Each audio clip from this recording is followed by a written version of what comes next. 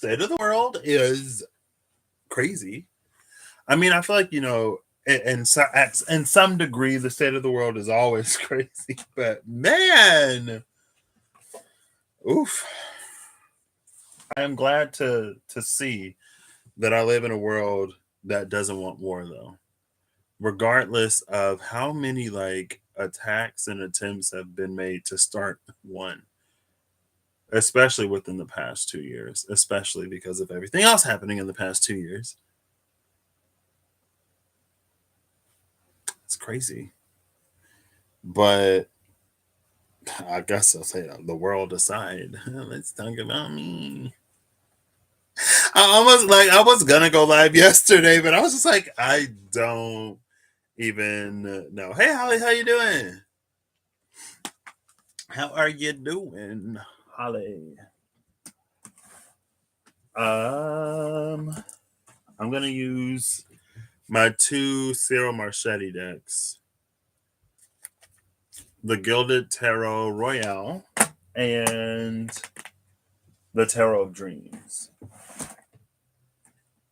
And I just put the Tarot of Dreams back. Oh, snap.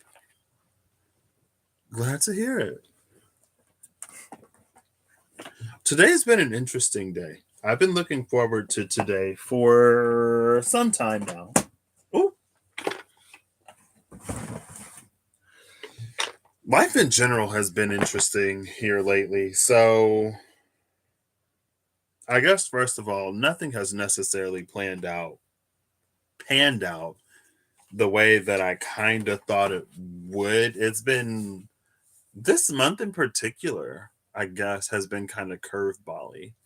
Not in all bad ways, in some very good ways, some questionable. And by questionable, they haven't played out fully yet.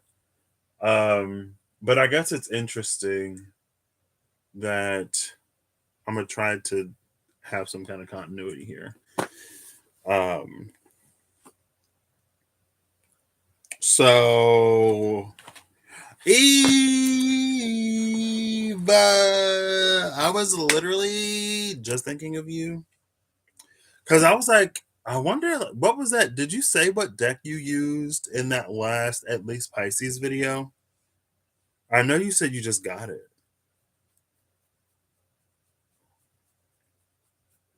but what is it?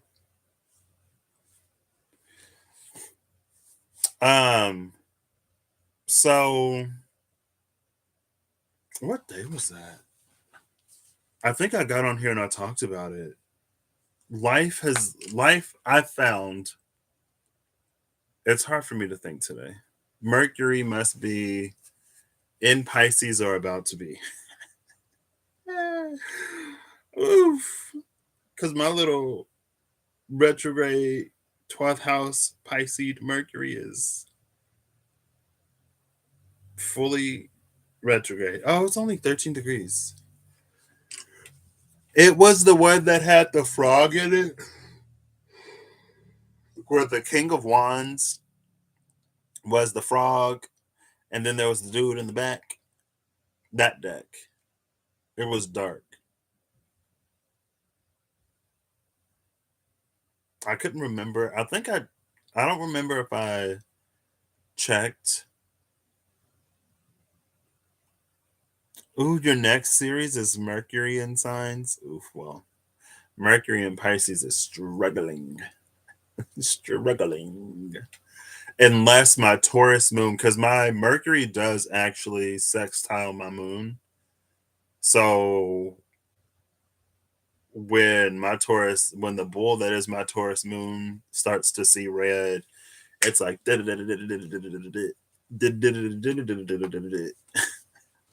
I can, like, if I'm upset, I can remember everything. Just like this, da da da da da da da da.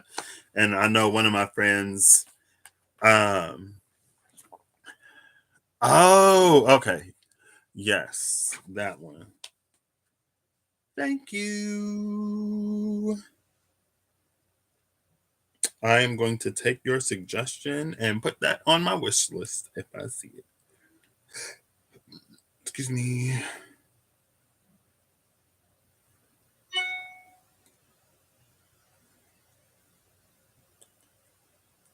Mm-hmm.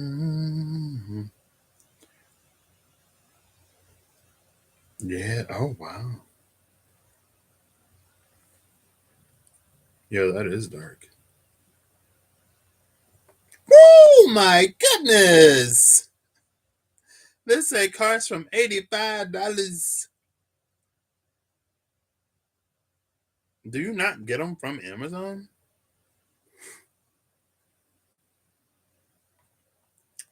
Ooh, the Llewellyn. I wonder, are they on the like Llewellyn website? When you're upset, you can't remember anything. Terrible arguer. just, I don't know. It just comes to my mind.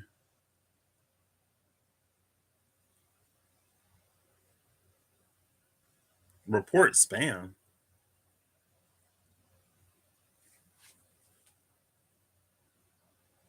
Hey, he made it home. So your Mercury is in Scorpio. You got it on Amazon? Okay. Life. I feel like life. It's almost.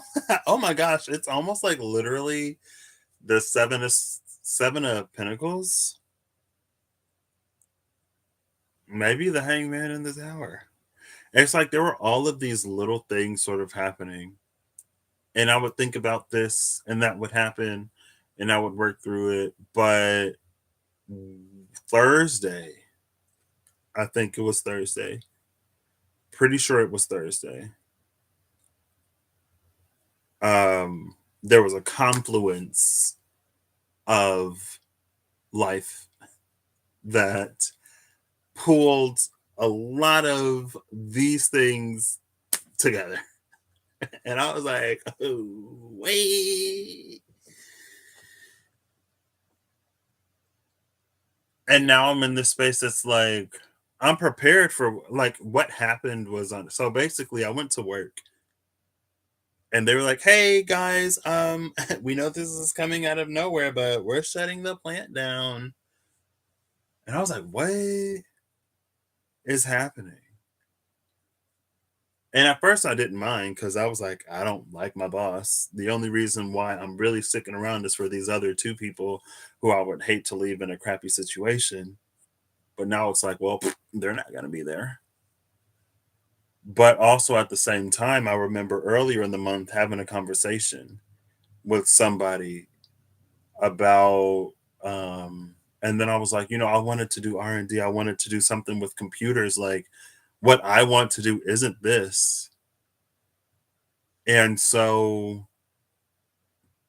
also at the same time, it's like with everything going on with my boss and whatever she was doing, like that one, I would say a tower, but it feels more Uranian because it came out of nowhere. Uh, yeah, I went into work and that was like everybody, the people on third shift hadn't left yet. There was a whole bunch of people just gathered around. And yeah, we got that announcement. I was like, what? I was like, catch me in Canada. Either Canada, Indiana, or Georgia, or somewhere else completely different entirely. Um, but I was like, it was interesting timing because a few weeks prior, I was already thinking about doing different work. Um, Also, at the same time, on my mind was like, I don't want to leave these few people stranded. And now it's like, well, here's an opportunity related to some of the things that I was already sort of thinking on before. So that's one thing. And then today, it's a day I've been looking forward to. Woo! I was on the internet, or I was on the internet, and I almost like maybe took a screenshot and sent it to you. It was on Twitter, I think. Somebody was like talking about how hard it is to get out of Texas or something like that, and it made me think of you. um, but yeah, that announcement happened, and I told Remy, and I was like, it's a little weird though, because like, or the timing is interesting, because like I just said, like just a few weeks ago, I was thinking about the type of work I would really like to do. I actually had a conversation earlier in the week with either earlier in the week or last at the end of last week, um, with someone about like where I want, like what my goals are and where I would like for my career to go and stuff like that. And then that happens. I mean, and it's not immediate. It's going to be by the end of the year. So it's going to be business as usual for a few months, and then they're going to start reducing things, and then they're going to decommission the plant. So there's time. It's not like tomorrow, which is nice. I've also found um, the conversations and the way that it was communicated and the approach that they seem to be taking. It's strangely, I mean, I've only been there for less than a year, so I'm not as tied as a lot of people were, and so my feelings and emotions aren't necessarily the same. I would be pretty bummed out because of reasons. Um, but I don't know. I like the way they talked about it. And I like that we got so much notice and not just like, hey, next month this is happening or next week or yeah, we're shutting it down. Everybody go home. You are spot on. Thank you, Eve. My birthday is Monday. I'm coming to the end of my golden year. I'll be 29 on the 28th. So my golden year is almost over. I got to celebrate my golden year by spending some time with a friend and meeting another. I met a friend that I met. I guess we're friends. Sure, why not? I met a friend that I met through another friend, only to find out today that they hadn't even met each other in person. I was like, what? I didn't know that. And it's funny though, because I was thinking, I was like, I wonder how tall he is in real life. Because if I just look at him on the screen, I was like, he could be short. But I was like, I feel like he wouldn't be short. And I saw him in real life today, and he was not short. He was probably about as tall as I was thinking he might be. And that's another thing that was interesting. It's like another thought that I had. But then I come home and I get out of the car, and there are like all these crows flying around. I haven't really seen crows maybe in like 2 years. Maybe that's a hard maybe 2 years. I think at least a year. Because last year I was like, usually I would hear crows in the winter. I'd hear one like caw in the distance, but I'd never see it. And then I came home and there were a bunch of them flying around, kind of sort of circling, not really going anywhere. And then some of them landed in the tree, and then more of them started landing in the tree. And I was like, thank you, Holly. I was like, oh my gosh, what's all this? And I took a video. Since I've seen any crows. And this is the state of you see those? The situation. I just pulled up and they were all flying at first, but now all them crows in the tree. I was like, whoa, what's happening? And then I come in and I'm like, I turn on my TV and I turn on the YouTube just to, I don't know, look at a video. And I was flipping through the like recommendeds or whatever. You've only seen crows in the last 2 years. Well, all of the crows went to you. They went to Texas. And I saw somebody use the Whispers of Lord Ganesha in a thumbnail for one of the tarot videos. I was like, oh, snap, what? And then it's funny. It's interesting because I was just talking recently about how Shiva started popping up. And I go up on the recommendeds, and then I scroll over a few times, and then I see Smite is introducing a new god, and that god is Shiva. And I was watching the trailer because I was like, oh, there goes Shiva. Why not? And they start the trailer with Ganesha walking up to a statue of Shiva.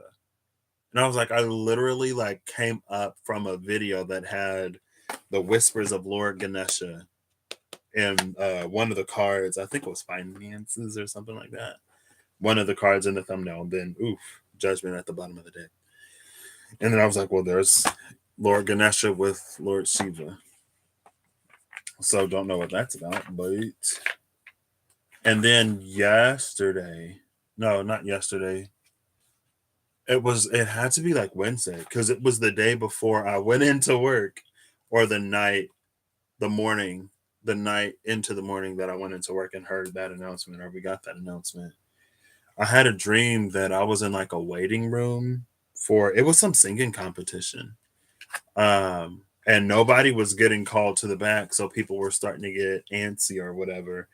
And I guess one person was like, oh, we're gonna go find the whatever, and then everybody was going. And they were all getting on an elevator to go up to another floor and see if they can find wherever the judges were or where to try out. And after everybody left, I was like, I wonder if like they're down here somewhere. So I got up and I didn't even have to look too hard.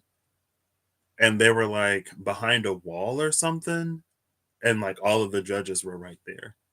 And I think they were preparing something. Like they were getting ready still. And I was like, oh.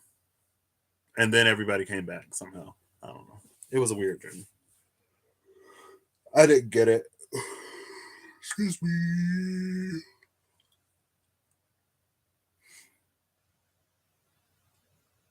But when I was at work, I had an idea to do this side, that side for an EYEI and a capital I.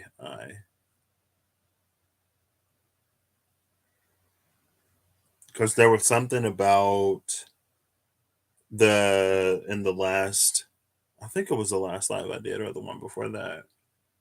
The one where I used like, yeah, it was the one where I ended up building the saponification spread.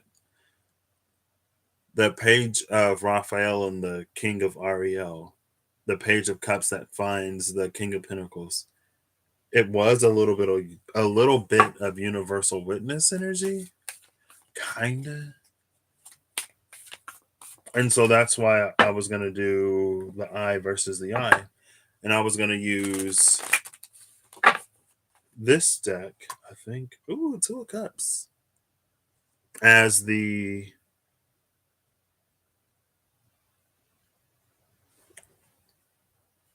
I, and as the EYE. And I was gonna use the Tarot of Dreams as the I, but 444. That's the second time I'm seeing that. The Buds Day. Excuse me. I feel like I'm like, but then I was like, oof. In spite of recent events, it might not be the best idea. And it did make me think of the cert that came out a minute ago with the energy of fire. And cert, because I was like, is that Slipnir? And it felt like when things were already in a not great space, something more would happen that would like really push things, but it felt like it would go so far that the divine would actually step in some way. Because it's like it feels like a lot of times divine energy feels very non interferal, like it won't step in because there's like free will and there's choice and things that are for us to do. But it's almost like, this has gone beyond a certain point to the point where, intervention, non intervening, where intervention is going to be likely. And that was an energy I was avoiding talking about. Not saying it happened, but I was like, wait. So I don't know what I'm doing with this. We'll see. We'll see what comes out. I'm gonna pull the Whispers of Lord Ganesha though, because I literally just saw this deck in the thumbnail and I ain't used it in a minute. Relaxation and beginnings. This beginnings card is interesting because in the Smite hero trailer for Lord Shiva, it talked about Shiva being the god of destruction, but also of beginnings and the god of like dance and the grace through which stuff happens. And his character in that game, it's like it can both support allies and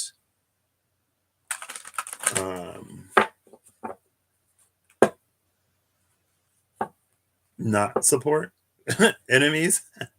There's a balance. I have never seen Star Trek, so I have no clue what that Star Trek philosophy is.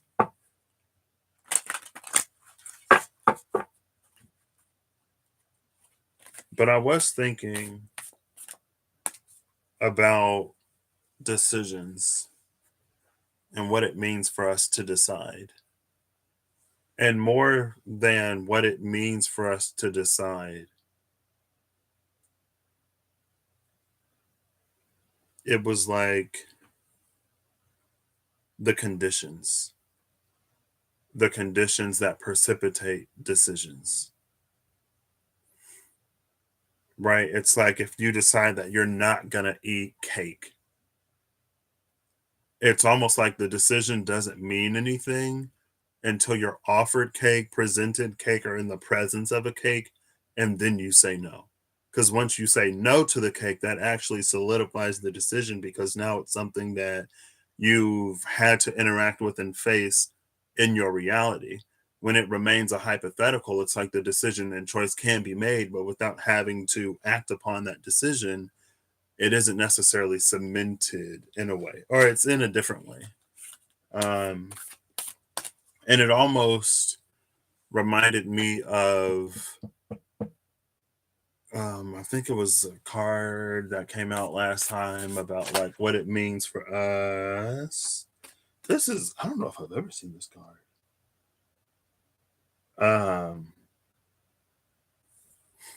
Like how we learn intuition or something like that, where it's like the way we learn to recognize intuition sometimes is like we get something and then something occurs and then we recognize that, oh, like I had this, like this thought came to me, I had this feeling, something happened prior to this occurrence and then this occurrence happened. And maybe it happens a number of times and that's how we learn that, oh, like this is my whatever you want to call it, but then it may be more generally referred to as intuition. And so it's like there's the thing that happens internally and then the external stimulus.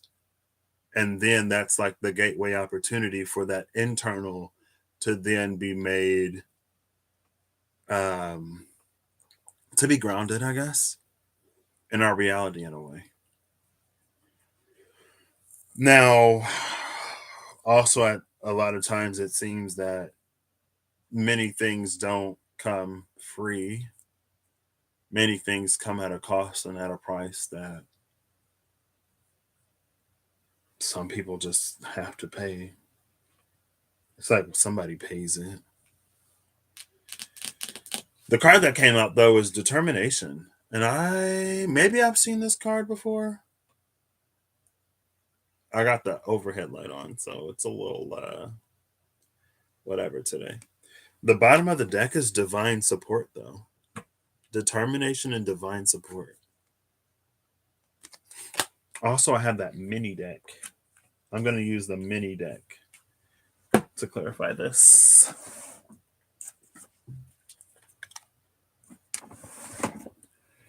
I'm going to pull the clarifiers first, and then I'm going to read the book. Oh, that's interesting. Judgment is the card at the top of the deck. That was at the bottom of the deck when I finished shuffling. And the Four of Cups.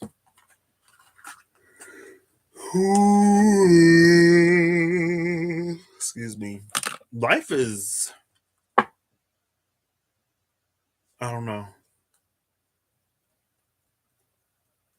Oh, and then I've been knowing, it's been coming to me. It's been in the back of my mind, and then the forefront of my mind, and then the back of my mind, and then the forefront of my mind. I'm glad I saved up because it's time to be responsible now.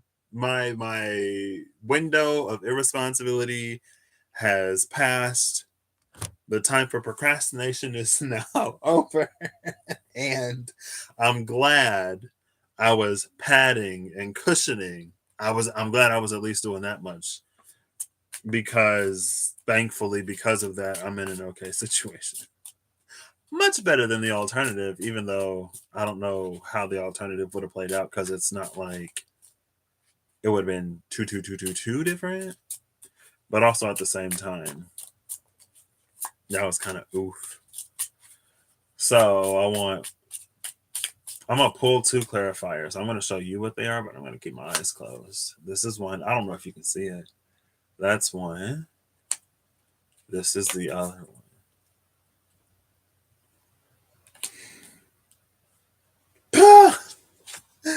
The tower is at the bottom of the deck, though. See, but this tower is interesting to me because this is one of the few tower cards. I would say one of the only tower cards. This tower card feels like it's internal. Like it feels less like some natural phenomenon occurred. The tower was in the wrong or right place at the wrong or right time. And now the inhabitants of the tower must flee because it is falling. This one feels like an inside job. It feels like this person, well, maybe it wasn't this person, but it feels like this person planted some kind of explosive device within the tower and then set it as they were jumping out. Or maybe they noticed it. Maybe they didn't plant it. Maybe it wasn't intentional, but they noticed that something would happen before it occurred inside the tower and they got out before it happened. Now, they didn't have enough time to like walk down the stairs and they couldn't even get dressed because, they're naked, just falling out the tower. But maybe that also speaks to some kind of not urgency or immediacy. Oh wait, is that somebody in the tower? Is somebody it's so small I can't tell. But is that a person inside the tower? Let's see if it focuses. You see that? I don't think it's gonna focus. Maybe if I put a little light on it. Right here.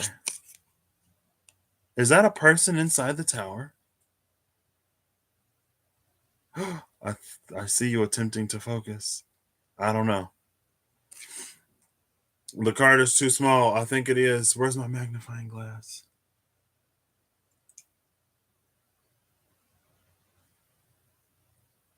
And it happened it happened in the room next to them. Or there's something that happened in the room next to him because there's a spark right there. And Temperance. And the Queen of Cups, speaking of intuition, with the Queen of Pentacles behind that.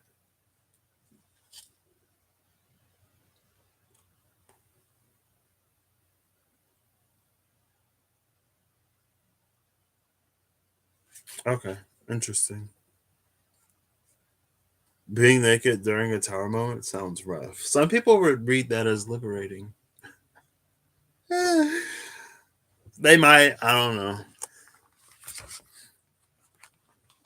So let's read determination first.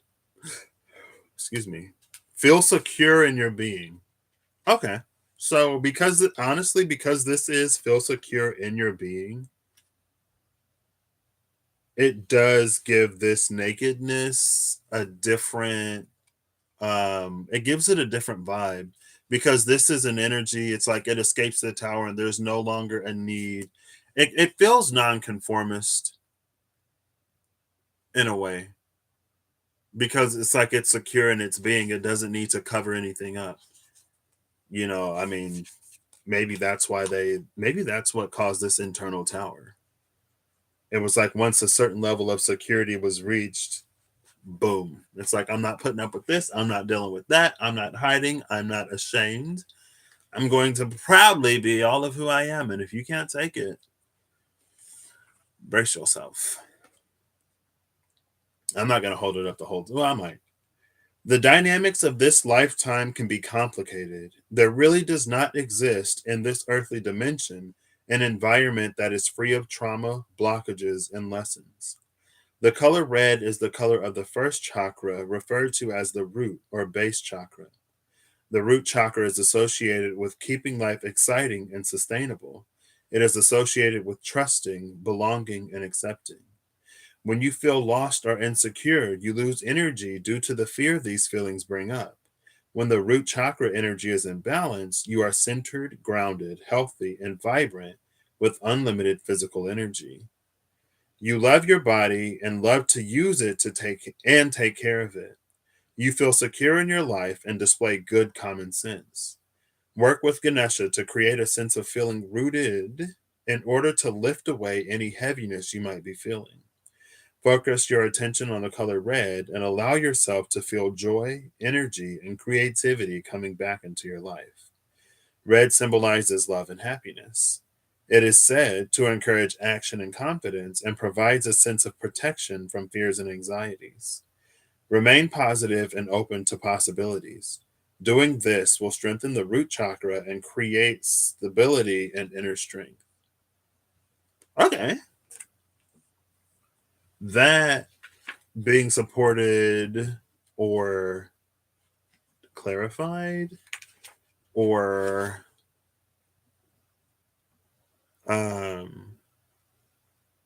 there's something with fire.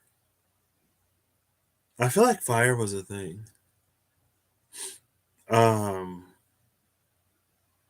But it's coming out with divine support at the bottom. So here's this stepping into this authenticity, here's living it, allowing it to, from the very root and base and found base. That's funny. I was coming home, we were driving down the street and somebody's license plate was like pH 14. And I was like, oh, they basic, because the pH of 14 is like extremely basic. And then here's the base chakra.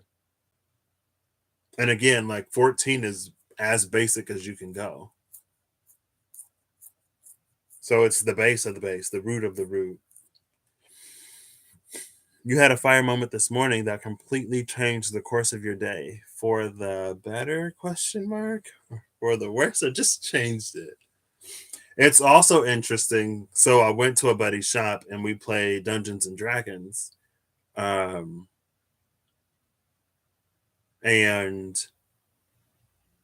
at the end, oh, that is interesting. At the end, it was like this gauntlet style arena, and he was like, this is there are 5 rounds to qualify for this interplanar, interdimensional tournament or whatever. And he was like, right now we're summoning those from the material plane. And the announcer, and I had a feeling in the beginning, I was like, is this one of those like only one of us? It was 4 of us.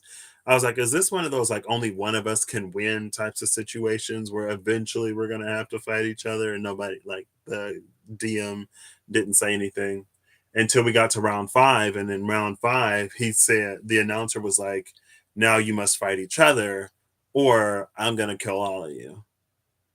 And I was like, well, there's this one person who was super hard to hit. So I was like, yeah, I'm not going to fight that person. So looks like we're going to have beef. And we ended up beating, like, it turned into this dire troll, almost wiped in like one turn. But luckily, there was someone standing back who had a mass healing spell that brought us back up. It brought us back to life. But there was so much fire damage, and like fire is the one thing that like the dire troll is maybe not the only thing, but it's one of the things that dire trolls are weak to apparently. And the dire troll every turn could regenerate health. Now that I think about it, I don't know if he did that, but maybe he did. I don't know. It could regenerate health, but since it was weak to fire, it only regenerated half of fire damage. So I had a spell, it was a fire rune that could shackle an opponent and restrain them, and every at the start of their turn, they had to take fire damage, and at the end of the turn they could break it. We had a whole spell casting person whose spells were like all it was they were fire, but it was a cosmic radiation type of fire. Well, there was some like fire, but also mostly cosmic radiation fire. There was someone else who had an attack that could like engulf an enemy in flames. And then in the round before, the fourth person had a roll of dice through sheer happenstance, got a potion of fire breathing. So everyone there had an ability to inflict damage upon the one that set us against each other in a way that it was susceptible to that it couldn't as easily recover from. And again, it is interesting with all of this fiery energy and then the divine support coming out talking about how Search showed up. But it was like because Search showed up in the way that it showed up, because things were already sort of at the limit, there's some kind of line or border or boundary that's crossed that allows the divine to intervene in a space where it doesn't usually intervene. And again, it's like divine support is here with all this fiery energy. Anyway, I just synchronicities today. But yes, not better, but it's fine. Okay, that's fine. Om is a powerful tool for bringing focus and awareness to the deeper meaning of life.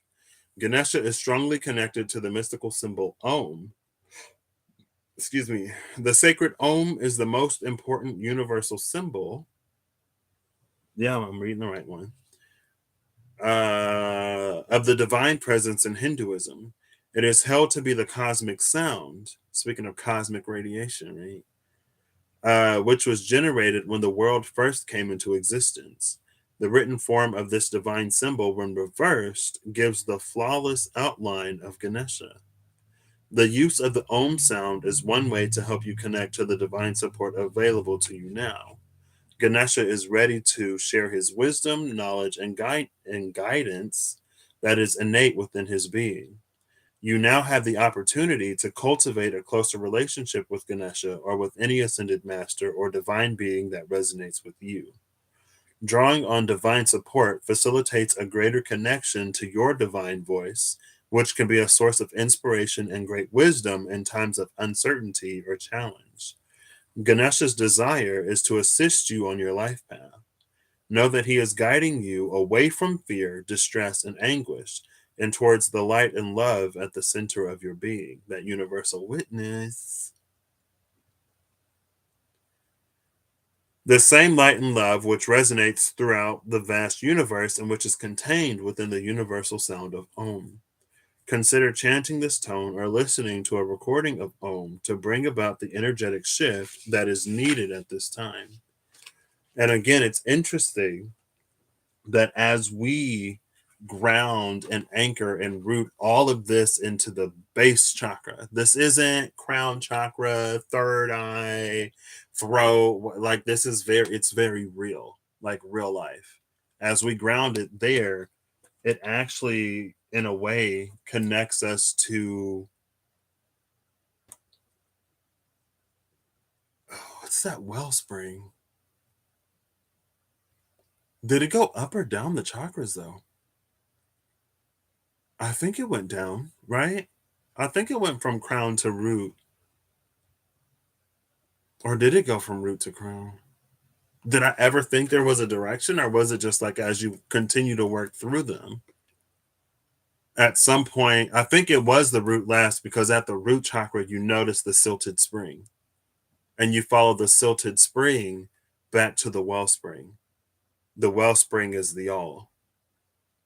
Well, it gets closer and closer to that. So as we go to the root, the things below the root, the divine within us that lies at the heart of who we are, it sort of meets us there. And that's the hermit. It was that energy that was coming out for a moment where it's like we see the interface of the internal and external at our eyes, at our skin. But there's another interface between the internal and external when we go so far inside that it leads us back to the outside. And that's the interface where that universal witness, where the divine creator and destroyer and sustainer and balancer, that's where that's like really operates. It doesn't operate at, the first sort of interface. I'm curious what these two cards are now.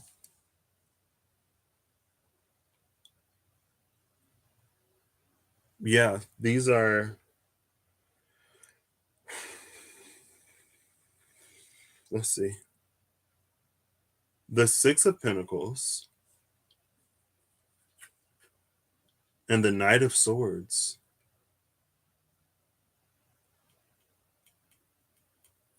The Knight of Swords coming out with determination.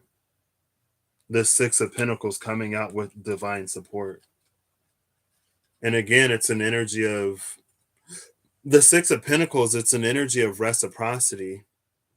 But in this, it's like,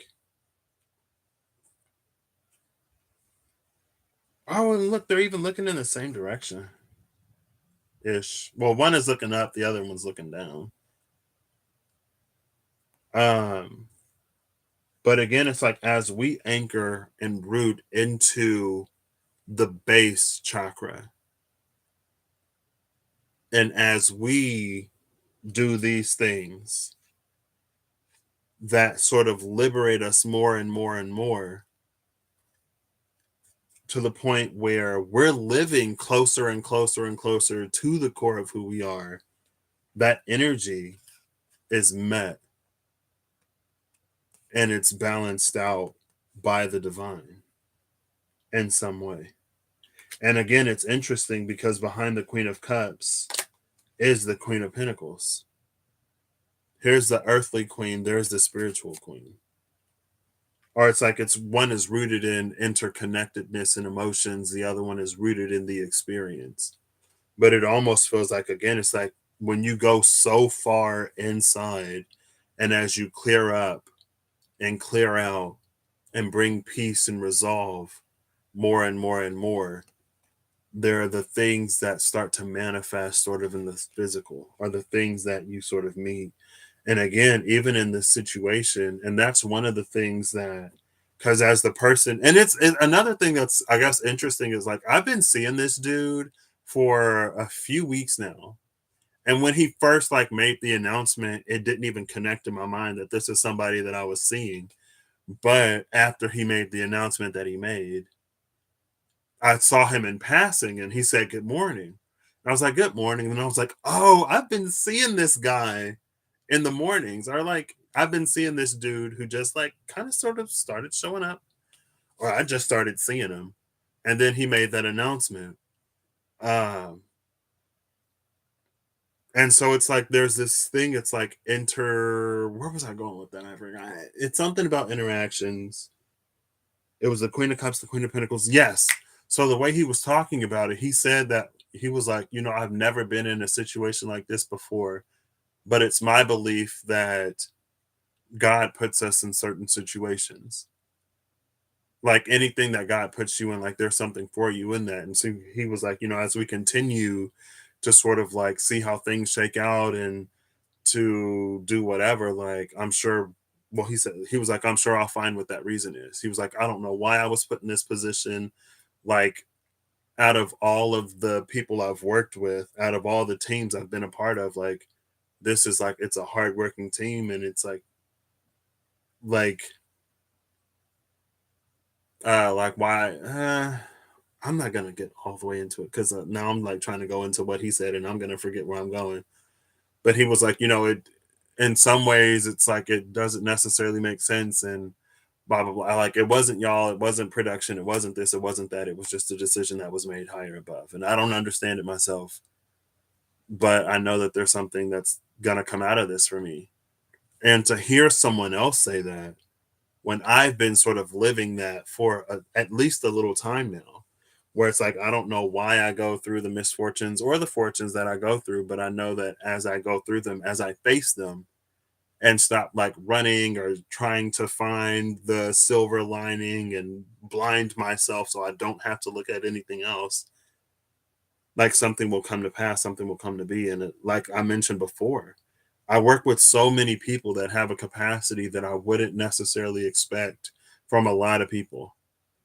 And to have so many that are there that can do that, and only really one who can't or who doesn't. I'm not going to say they can't. Like, the whole thing is sort of interesting that even in the midst of that tower, there would still be some kind of ease, or it's like it was not as bad as it could have been. You know what I mean? If that makes any sense. Maybe it doesn't make any sense. But again, with determination in the Knight of Swords, this is the Knight of Swords that actually came out. This was the Pegasus, right? I think this is the Knight of Swords that clarified the Seven of Swords. When I did, I think this was the 9th degree of Saturn paration. And it was an energy, the Seven of Swords carried an energy of like being in a position to face the world. And there are some things that you learned while you were in the birdcage that are mostly local to the birdcage that don't necessarily have as much weight and impact when you get out in the real world, or when you start to experience things outside of the everything that you've already experienced. And then the Knight of Swords was the one who was sort of like taking the leap. And that eventually discovers that, the horse sprouts wings or the knight sprouts wings, it can fly where it thought it would only fall. Or I don't know if it thought it would fall, but nothing necessarily before this would have informed this knight that they had a Pegasus. The horse never revealed to the knight that it could fly. But that's another reason why. Are you serious? I thought I showed the cards when I did this. I thought I showed the cards when I did it. I guess I didn't show the cards. I thought I had it posted up. I don't think I took a picture either. That's fine. But there's the something within the knight that knows to trust the horse, or that knows to trust whatever it's doing. And again, it almost goes back to, because I think that energy came out last time. It was about like intuitive decision making. It was the high sage and the saponification spread. Was it the ace? No, it was the Ace of Swords and Judgment on one side, the Eight of Pentacles in the High Sage, or the Seven of Swords in the High Sage. It might have been the Eight of Pentacles in the High Sage. But it was the space of like where we don't know, but we have to continue. Well, we don't have to. If we continue, there are things that we're not going to know because we don't know until we know, right? But if we follow it, it'll make sense. It'll work out. And before things were sort of like breaking, before the bonds were broken, so more bonds or different bonds could be made, because that was the point. It was making bonds or breaking bonds to make bonds, and then saponification came the next day. And then the result of that saponification cleaned something up, because we're making this up, right? Thanks again, Eve, for that point to see what the soap that we create cleans up. And what it cleaned up, it was, or the result of it was the Ace of Swords, the Sun, the Seven of Pentacles, the Emperor, and the Magician, right? And so it's like, first, there's the change in outlook because of a Seven of Pentacles, step by step, learning to trust. Again, going back to the Eight of Pentacles and that high sage energy, that eventually leads us to an Emperor and Magician. And the thing about the Emperor and Magician almost like this determination energy with divine support. And that's what, because both of them spoke about um like facing fears and anxieties and stuff like that, or not allowing fear and anxiety to stop you from doing whatever. And because you don't allow fear and anxiety to stop you from doing whatever, the divine is now able to embolden you and to support you as you go beyond the thing that we're supposed to go beyond. Again, tower moment.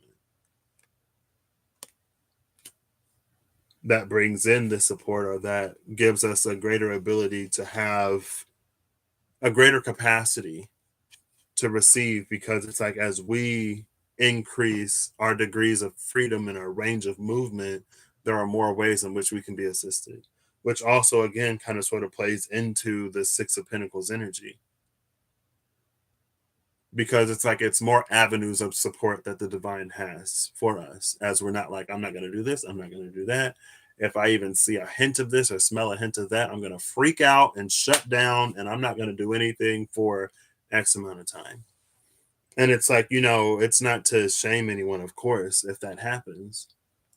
We all go through times and moments where it's more important for us to take care of ourselves and to make sure that we are here to face tomorrow when tomorrow comes.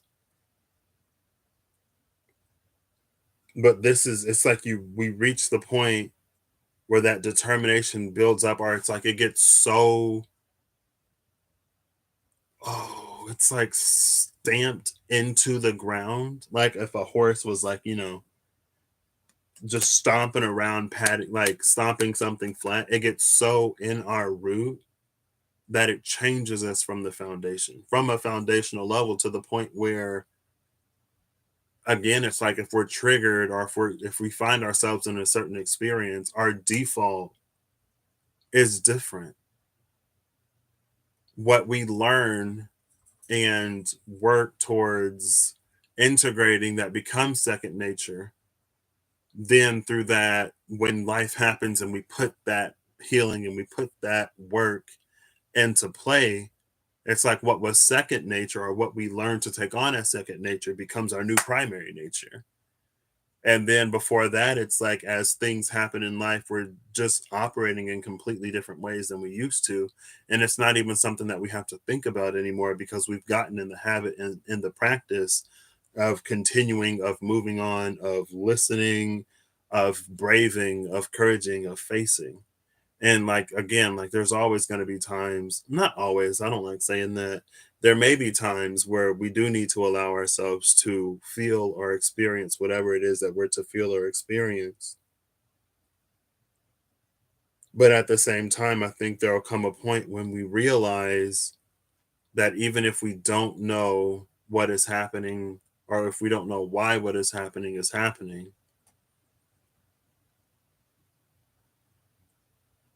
as long as we do X, Y, or Z, insert intuition here, or intuitive direction here, things will work out in some way.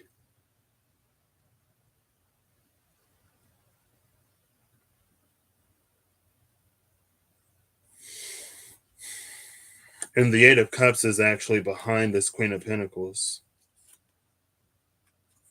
I like the Eight of Cups and the Tarot of Dreams. I really like the Eight of Cups and the Tarot of Dreams more. But this is the thing. It's like a lot of times we need so much certainty, or it's like we need to know that something will 100% work out, or that we won't be rejected, or that this won't happen or that won't happen, before we make a choice or decision. But in this Eight of Cups card, it's going right for the moon. There is no knowing, but beyond the moon, the day is breaking. That's the only way we find out, is by making those choices and decisions, by going down that path. Because unfortunately, we're fixed to the earth. So it's not like we're detached from the world in a way where, as the world turns and revolves, things come to us. We turn and revolve and spin as the world turns and revolves and spins, unless we're looking at celestial bodies like the sun or the moon. or a planet, unless we're looking at something in the atmosphere that's not fixed to the planet. Because if you're like, oh, like I want to go over there, but I don't want to move, I'm going to wait for the world to move that to me. As the world moves, you're going to move. And then under this Eight of Cups is the Eight of Wands. And so, again, this is an energy that's been sort of coming out in different card combinations. I think it was the Son of Swords and Justice. I remember the Son of Swords being there. No, it's when I did the Greco-Roman and Norse mythology, and it was on the Greco-Roman side when I looked before and after. Maybe it was the Eight of Cups. And it was like, as we move and as we do something, something else is moved. Like that movement and that momentum is interconnected. And again, it's this energy right here. As we're bound and determined, and as we press forward, we are divinely supported. And it gives momentum, it adds momentum to what it is that we're already doing. As we're moving forward and expanding and questioning and making these leaps without necessarily being made completely sure, it's met and matched with this Six of Pentacles energy. As we go through these towers and allow these towers and cause these towers, there's something that occurs and happens with this Temperance energy.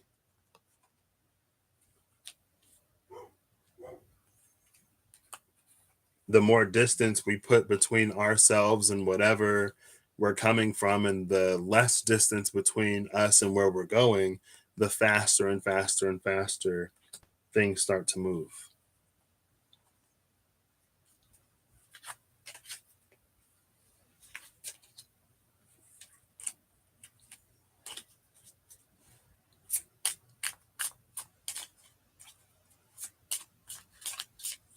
And it does almost feel like, it makes me think of because I know Russ has said it, and I think I don't know, but I think so. I know, and before, I think it was Water Baby Tarot maybe a minute ago. I think she was one. People were saying like, right now we're kind of sort of experiencing our own realities, but there's going to come a point when all of our realities come back together. And then I was of the mind that it's like, it can be a very it can be an energy of collision when the reality that we construct and build isn't compatible with the realities of others. And that's why at one point I was like, I don't know if I said good luck with that. But it was like, if we can't accommodate for someone to have a different experience, then I don't know if that merging, I don't know what that merging will look like.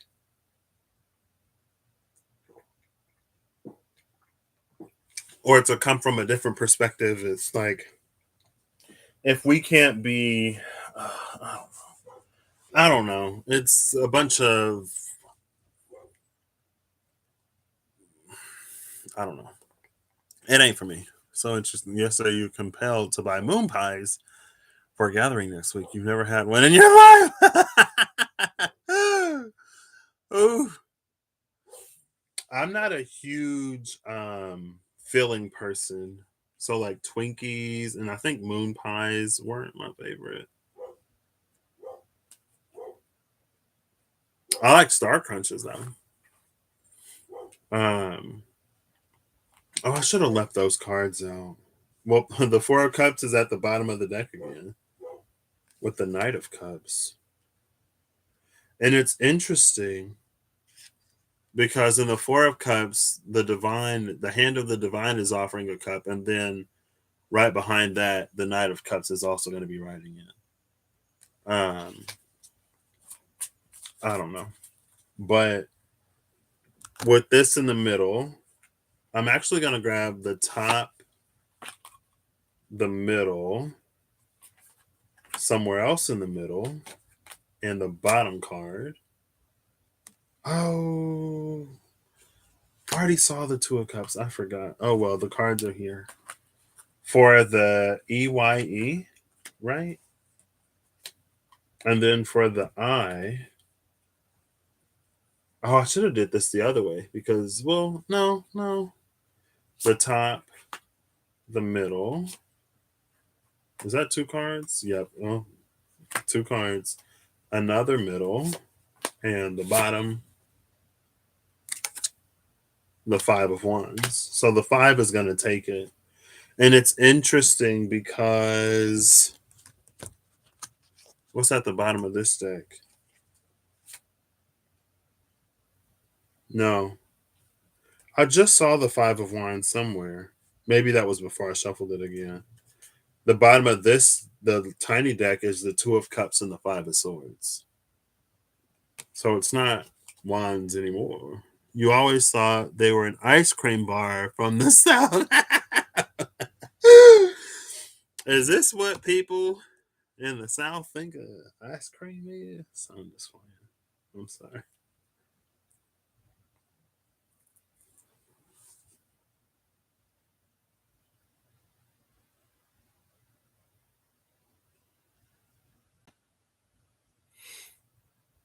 What's interesting about these two cards is in the Five of Wands, this carries a lot of that. Like, it looks like that person is fighting themselves.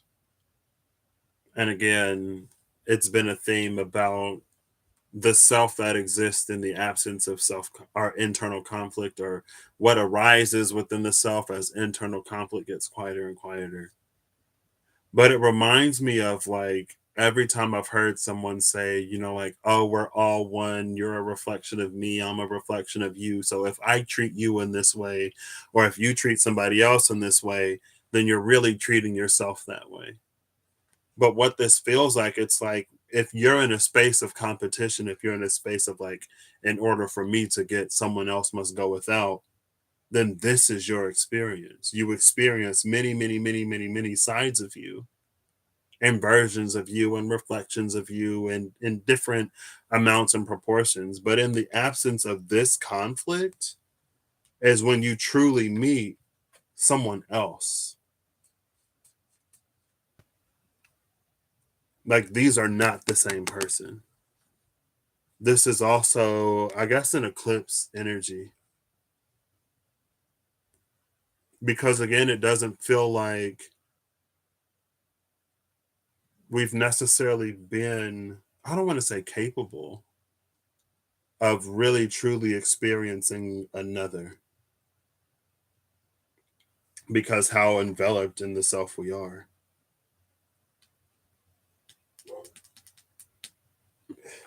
Oh, excuse me.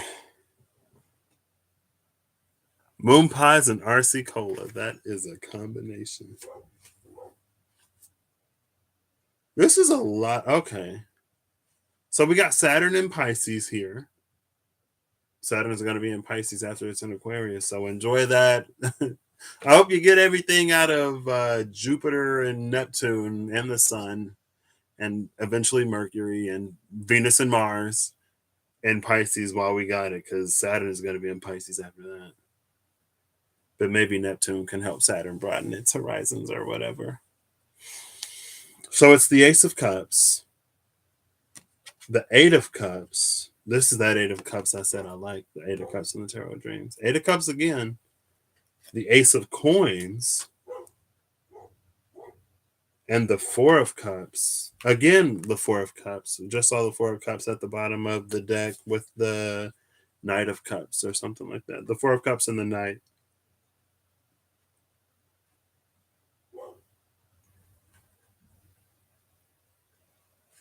It's interesting because it feels like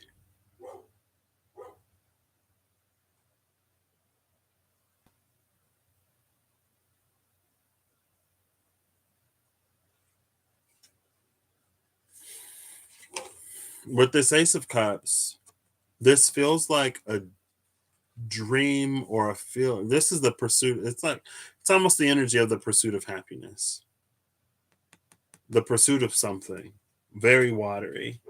And here is a fiery AF approach to try to get it, right?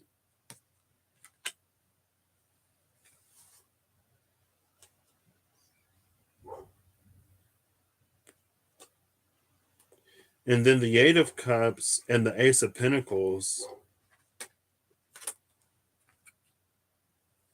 This is so easily 3D, 5D. Like easiest to communicate in 3D and 5D. Because it's like in order for us to get this Ace of Cups, this is the driving force. In order for us to get this, we have to elevate ourselves beyond sort of where we are. And these 8 cups, they're actually, it might be how they look right now. I'm going to take it that way. They look perfectly fine. Like these are 8 together, not shattered cups. I know in some decks, the 8 cups will be like beat up and cracked and all kinds of stuff in the background as we're moving in the foreground. But there's something about this. It's like realizing more and more and more, especially with this being the energy of Saturn and Pisces. It's like realizing what exists beyond the world's capability to give us. It's like whatever this Ace of Cups is, the world that we live in is not capable of giving it to us. It's the world that we live in. It's the way we view the world. It's the way we see the world. It's the way we interact with the world. And if this is the way that we view and see and interact with the world, you're not going to get, like, you can get a 5 of Cups from this. You can get 7 cups, maybe 6, but you're not going to get a 2 of Cups from this. You're not going to get a 3 of Cups from this. You're not going to get an Ace of Cups from this. Or a 9. You're definitely not going to get a 10 of Cups from this. And so it's like there's something about realizing that maybe the way that we initially, hold on, wait, what'd you say? Turn the heater up to 67. What was the heat at before?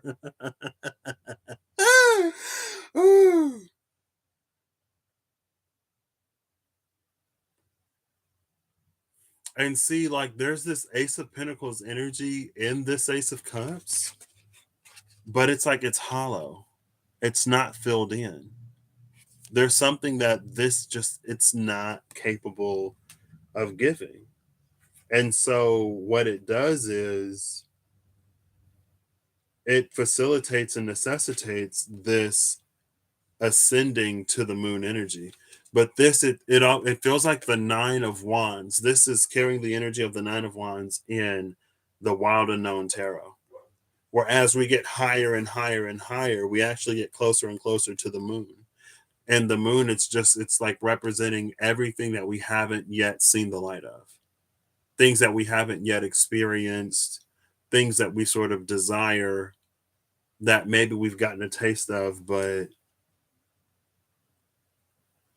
and it's like the pursuit of that desire itself, when it's something that we have the determination to continuously pursue, it naturally elevates us.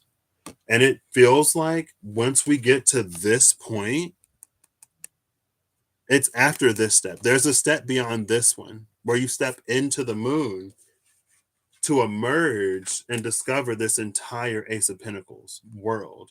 This thing that you strived for, that the world down here is not capable of giving you, when you make that journey, it becomes your reality, it becomes your experience, and this is very whole. And as I was seeing it, it's like this is a very Atlas energy that holds this Ace of Pentacles far above the world down here. Like this person is emerging, like they're so tall from the ground. This is a world that it's like up here. This is where this energy is happening. It's like either down here or on the same level. But this energy isn't capable of doing that and actually being up here. That's why I said it's easiest to describe in a very like 3D, 5D way, especially the way I've heard at least a lot of people talk about this is like 3D Earth and this is 5D Earth or whatever. And so we get this Ace of Pentacles after we make that trip and journey. But it's like until we complete it, we're going to have these times and moments where it's like maybe this is 3 steps along the way. And if this is the first, like it takes a step to get up here. It's like 1, 2, 3. If it's a 1 ground level, 2, 3, or a 1, 2, 3, it's like we get there and then it's like, oh, the Ace of Cups is still so far away. It's like it's still out of reach. It's so far away. Like I can't, like I've done all this work. I've taken 2 whole steps. Like, why is my reality like still this? What happened to this energy? But again, like that's why this is literally coming out on the side of determination. Because if you get only a few steps, it's still going to be that far. As you get closer and closer, and I think sometimes we it's like the more we go, the further we go, the more of that we experience, the more different we experience, the more capacity we have to drink or hold more and more of the liquid that's within this Ace of Cups. It's like the more this pinnacle sort of fills out, but then we kind of sort of stop. Maybe it's because we experience a certain level and we're like, oh yeah, like this is it. I'm in this really good flow. And we kind of sort of stagnate. And then we experience it's like still not being there. You know what I mean? If that makes sense. I tried to communicate it in a way that makes sense. I feel like it makes sense. You get me. If you don't get me, then you don't.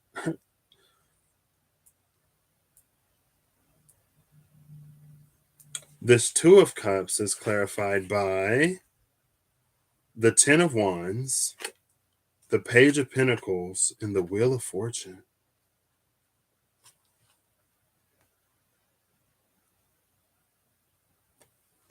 This is interesting. Deja vu. You've taken 2 houses. I mean, it'd be like that.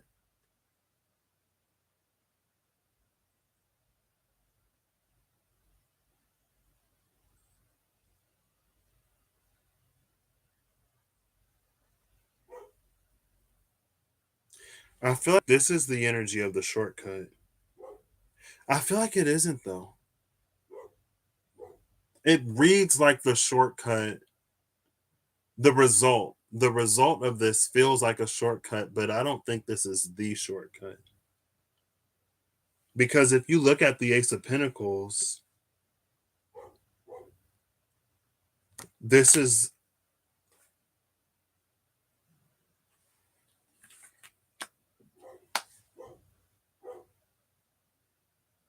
because of the 4 of Cups. This energy stopped. And it's because this is the 4 of Cups. It's because we only take a few steps and then we stop that things start to stagnate. It's because of that this Ace of Pentacles continues to be an Ace of Cups feeling. It doesn't become reality. It doesn't materialize. And so it continues to be out of reach or above us. On this side, the first card is the 10 of Wands. This is the card that continues to move. This is the determined one. But it's determined internally. This is a determined energy that once it gets so far, it'll start to lash out at and compete with and fight with others. And so it's like maybe it is internal for a certain point. And I don't know if it's an energy of like trying to dominate a reality in a way, or to direct energy oneself. I don't know what this is. But this energy, it stops. This is an energy that continues to move. And if you look, and these are in different decks, this Ten of Wands finds itself on this plane. And so it hasn't necessarily reached the point where it's fully in this Ace of Pentacles, but it's continued to move. It can see this. It still has its own moon energy, but this moon isn't anything compared to all of this, right? So it feels like it's more seen, like there's more day than night in this card. And because it continues to move, it meets the page on this level. Spirit comes with the Ace of Pentacles and brings it to this person. And when the page brings the Ace of Pentacles to this Ten of Wands energy, that's what shifts the wheel.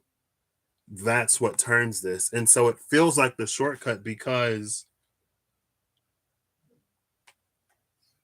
it feels like it hasn't necessarily like ascended every single step, but it's the intention, it's the determination, it's the movement that this energy continues to put in where they get met with that energy. And so it's like it reads like it finds them early. But the this Ten of Wands also speaks to an energy of like being so focused on the things that you're carrying, so nose to the ground that you don't even realize you've already broken into this realm and this reality. You've already sort of worked your way out of this place where it could never come to be. And so this could also be a certain awareness that one would need to spot the Page of Pentacles when it appears, and to accept the Pentacle when it comes to change everything.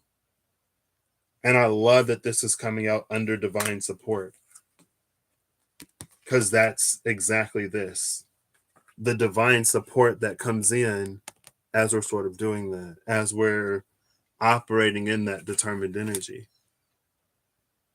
But it feels like both of these energies are determined, but look at this one. This one is directed in a way that's very down here, in a way that keeps it on the ground level.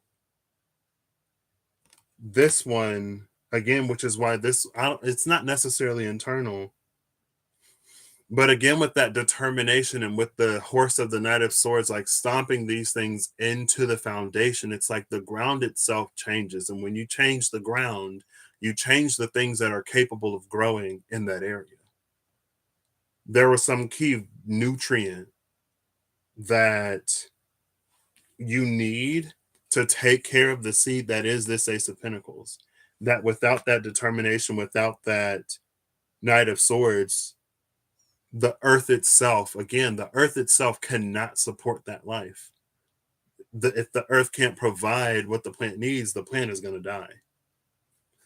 And for some reason, the earth has found itself in a position to not have it. Maybe it was all used up by the other plants and it was never put back into the earth. And with this Five of Wands energy, I can see it being an energy of overconsumption.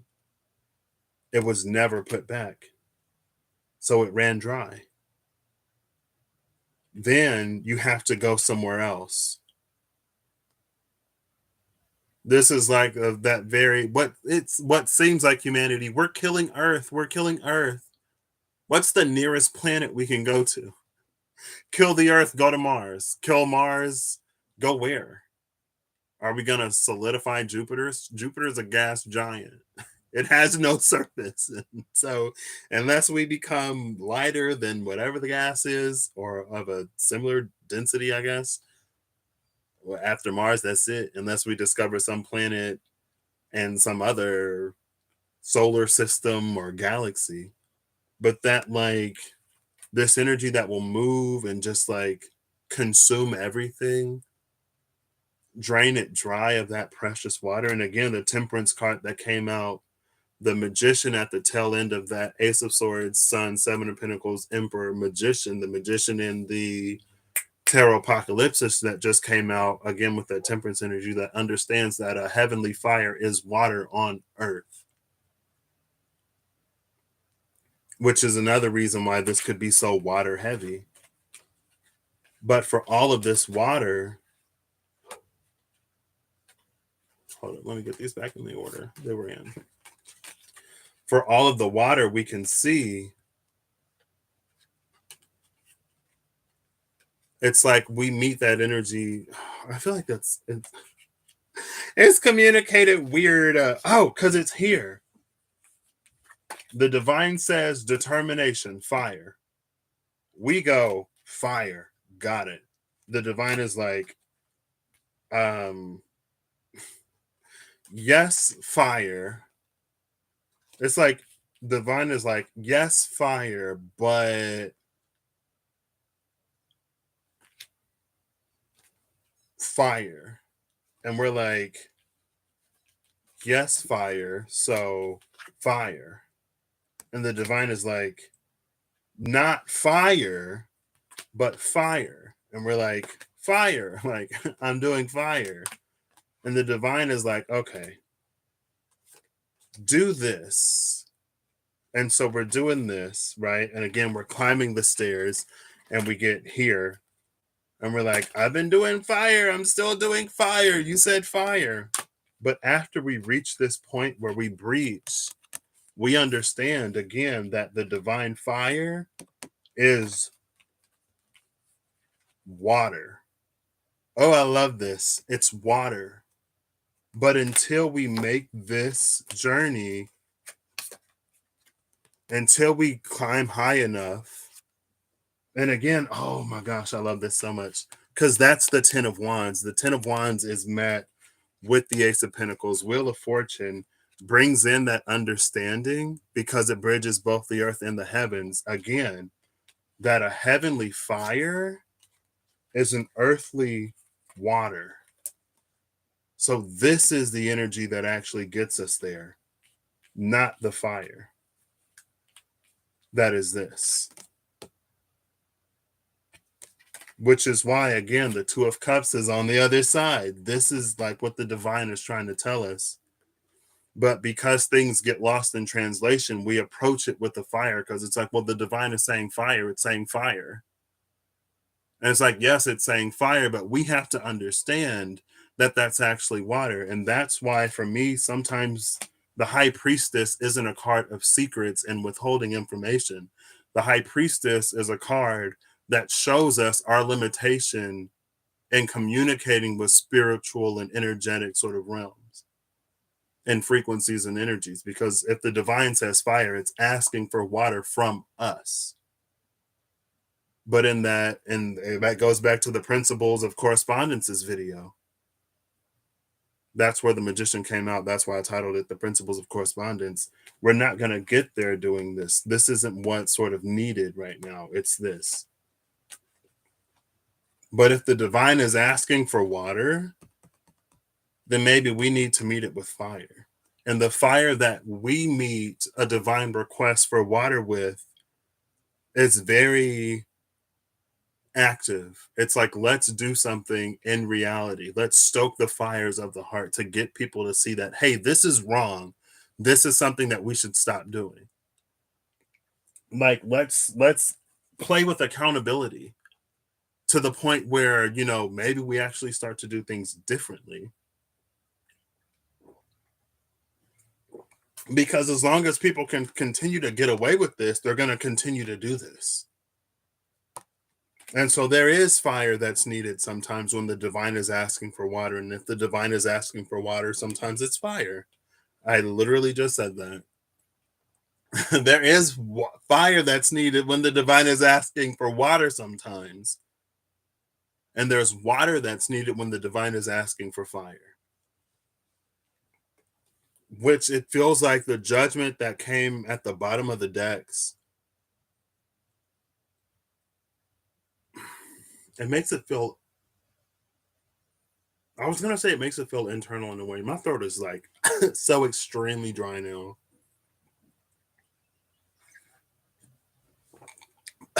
I could not wet my throat. It's still dry.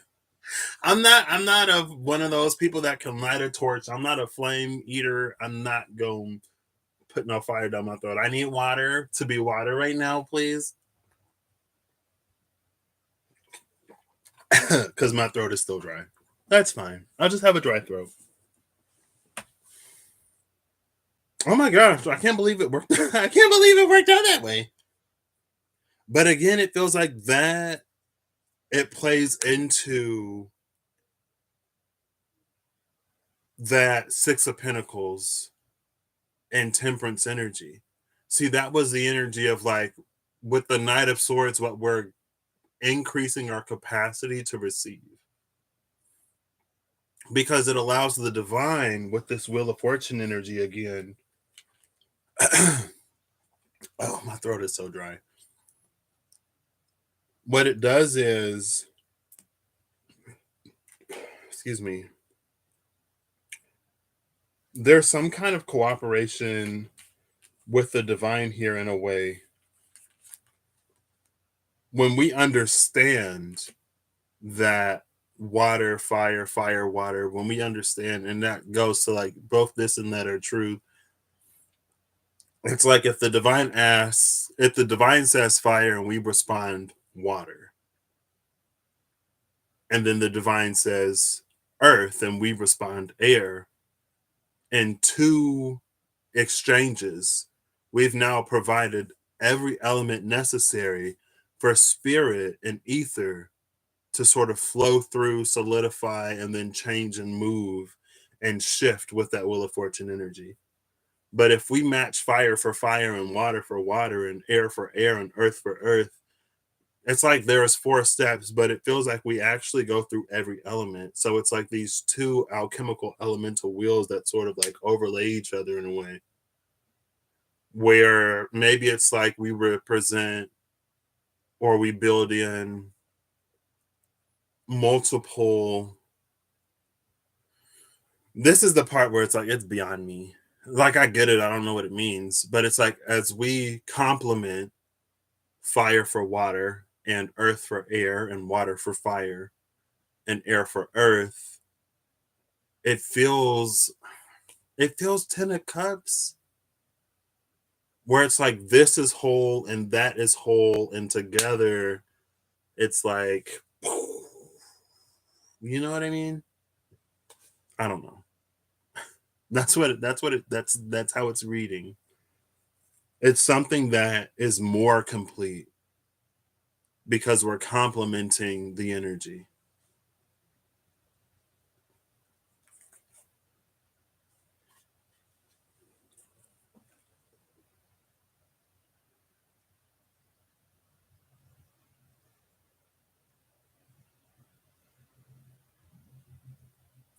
The Four of Pentacles and the Knight of Pentacles are at the bottoms of the decks. I actually love the Knight of Pentacles down here because 10 of Wands, Page of Pentacles, Knight of Pentacles. We ride beyond the page. It's like you pick up the pentacle and then you get inducted into a whole new element. So maybe now like we've understood water for fire and air for earth. Now let's play with tertiary combinations where we understand fire as earth and water as air. And then maybe there'll be a point where we understand air for fire.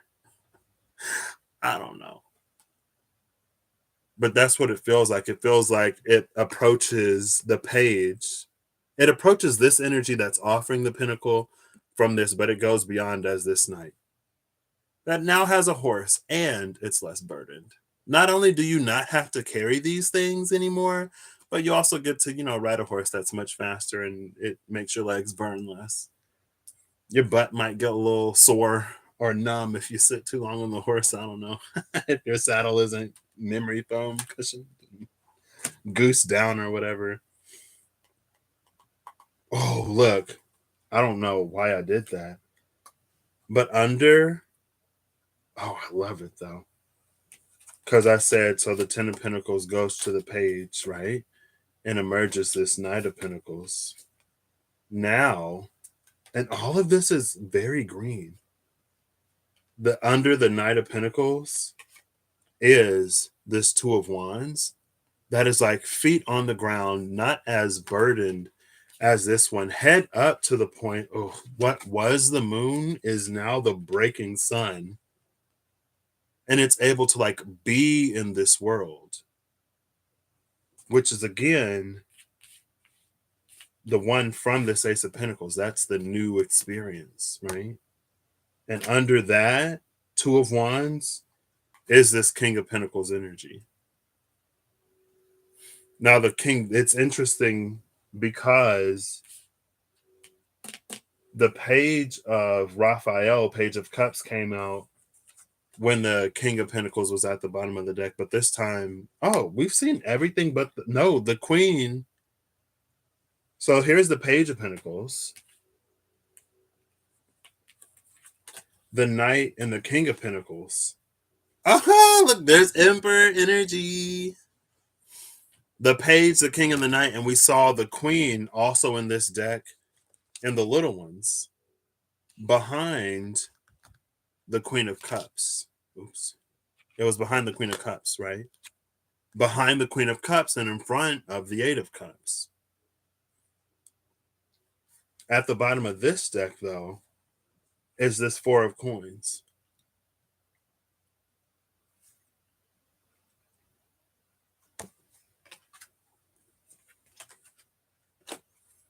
With the Queen of Swords behind it, and behind the Queen of Swords is the Page of Coins.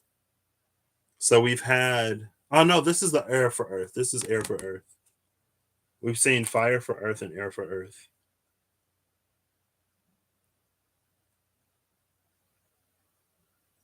Yeah.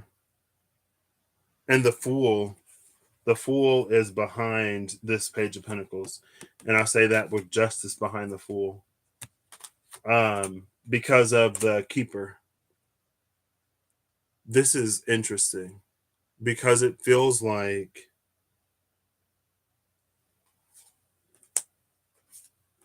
we have to understand, or it's a process of understanding each element in terms of the other. It's like fire for fire is basic. Speaking of that, pH 14 base. Fire for fire is basic. Water for fire is like, since it's the opposite, it's the next closest to comprehend. It may be challenging or difficult, but it feels very adjacent. And then we understand air for fire and we understand earth for fire. And when we understand all elements,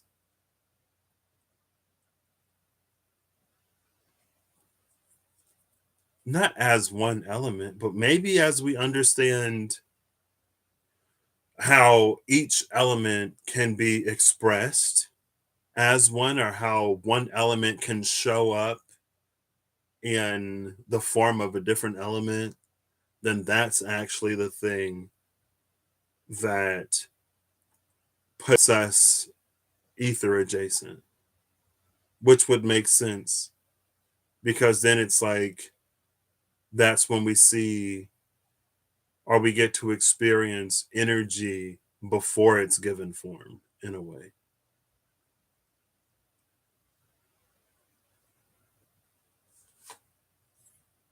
And I say that because it's like that's what this Four of Pentacles feels like.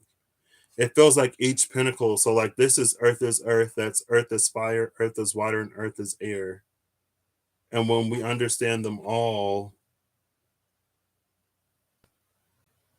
as seen as one, as another, I don't know.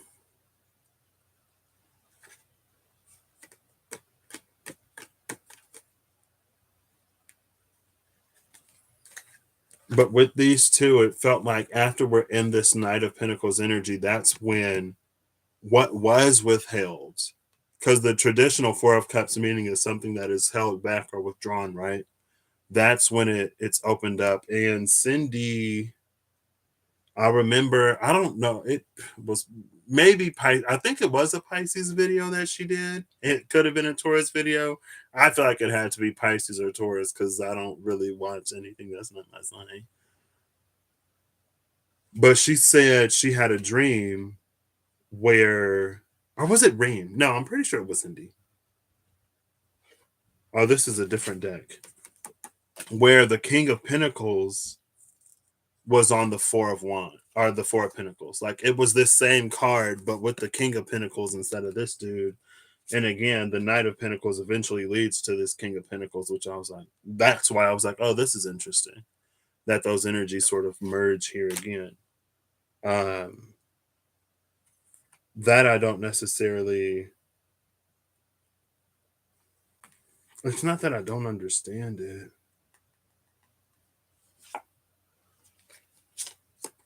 There's the Queen of Cups again. Queen of Cups behind the Emperor.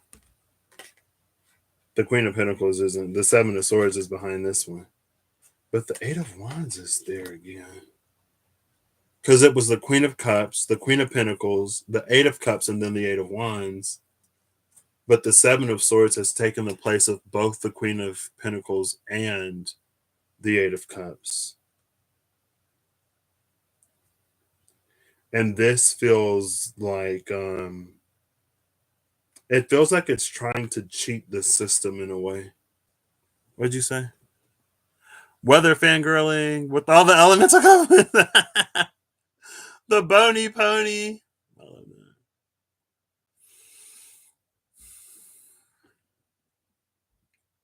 that. It's like the proper order was Queen of Cups, Queen of Pentacles, Eight of Cups, and then the Eight of Wands.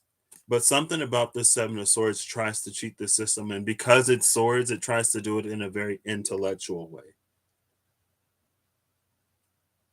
This, I don't want to say it feels like modern alchemy, because I don't know what modern alchemy is, and I also don't know what traditional or the alchemy of antiquity was. But it feels very like I'm going to try to understand the properties of this and then manipulate things in a way that I can get something without going through the natural process of it. And it's like, well, when you do that, it feels like it doesn't necessarily lead to the same energy. But maybe it does. I don't know. Who am I but a guy in his room on his bed pulling cards? And who are you but the person watching? That's interesting. I didn't necessarily expect all that. I mean, I didn't necessarily expect anything, if I'm being honest. Again, see, it's one of those, I feel like today or within the space of this week, it's been this thing happens that ties in these other things that were happening. Now I know something else that I would love to happen as a tie-in. And it's also interesting because when I went to the event, the calendar was up. And I was like, oh, it's a heart. I was like, why is there a heart one day? And then it was February 14th. I was like, oh, it's Valentine's Day. And then on the 28th, I saw a birthday. I was like, whose birthday is on the 28th? And it was a dude who was also there. And it's funny because my buddy said, he was like, oh, you're going to meet this guy on Saturday. And I didn't think anything of it.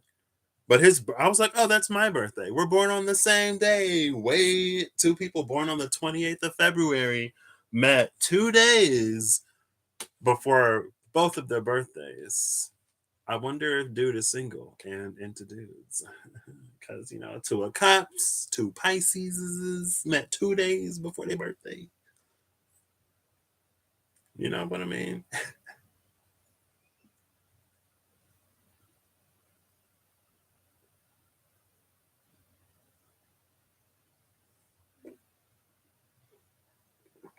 Okay. I had plastic in my mouth. And then I put water in my mouth and I didn't want to swallow the plastic. So I had to find it and then place it safely behind my cheek or between my teeth and my cheek. So I could swallow the water and not swallow said plastic. That was interesting. That's interesting.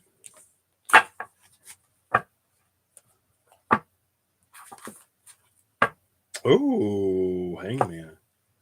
Hanged man at the cut. Okay. Nutritional value matters. I don't think plastic has any. Ooh, the lovers in the hanged man.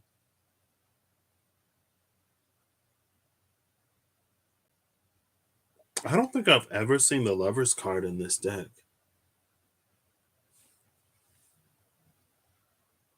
Two of Cups, Five of Wands. And that's why it's not that it feels cruel. If we are the person sitting on the stoop in the Four of Cups energy, being like, I've already taken 2 steps and it's so far away, it does feel cruel. Um,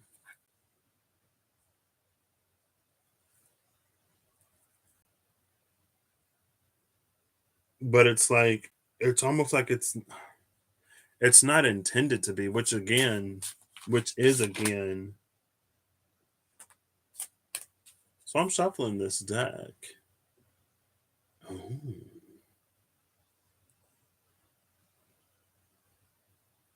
The Two of Cups just came back out.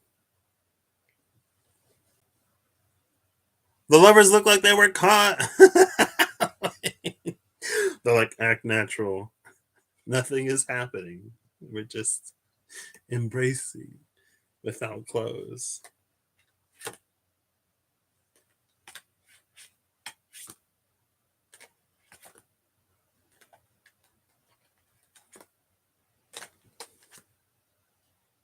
What is happening at the bottom of the deck? So the Two of Cups came out. The bottom of the deck is the Queen of Cups. I was like, oh, snap. The Queen of Wands was with the Queen of Pentacles was with the Queen of Cups the first time that led to the Queen of Wands. Under the Queen of Cups this time is the Queen of Wands. You know what I literally just realized? I put this card in the wrong deck. I put the card in the wrong deck and then the card fell out. Oh, that's interesting though. Well, behind the Queen of Wands, so Queen of Cups, Queen of Wands, Page of Wands, Knight of Swords, King of Swords. That's what I was like, what? What is all this court energy? It's interesting though that I put the Two of Cups in this deck, the deck that brought out the Five of Wands by accident, and this deck immediately threw it out. Like I was just shuffling, and the Two of Cups just came like right back out. I say it's interesting because it reads like it's an energy. Like that's exactly the reason why it stops at the Four of Cups. It's like this energy wasn't capable of integrating this Two of Cups. It immediately spit it back out. Let me make sure I don't have any other cards in here though, because if that wouldn't have happened, my other deck would have been without a Two of Cups, and who knows how long it would have taken me to notice that. I was like, well, where did that Two of Cups go? So where's the Queen of Swords though? Let's see. I think I already shuffled the cards a little bit. Queen of Cups, Queen of Wands, Page of Wands, Knight of Swords, King of Swords, Five of Cups. The Queen of Swords is now the Queen of Swords that was at the bottom of the deck. Good catch, Eve. She is. Oh, the Emperor and the Empress are together. The Emperor and the Empress. Okay. with the lovers that got caught. The Empress and the Empress are at the Palace of Wands, so y'all know what they mean. They ain't at the Palace of Cuddles.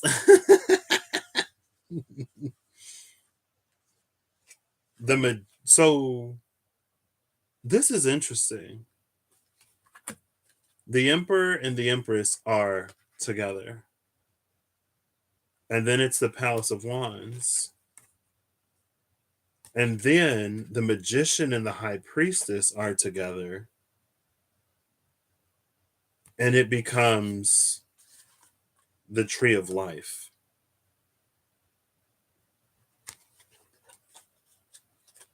At the Palace of Swords. With the Palace of Swords. That's interesting. Emperor and Empress, Palace of Wands. Magician, High Priestess, Tree of Life.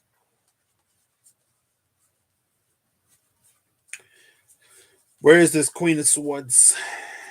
Where the Queen of Swords?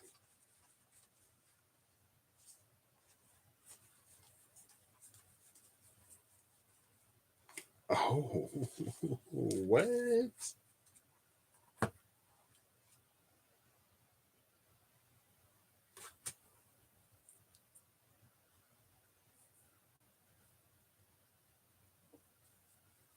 Where do you, if you had to intuitively feel out the energy of the Queen of Swords, Eve?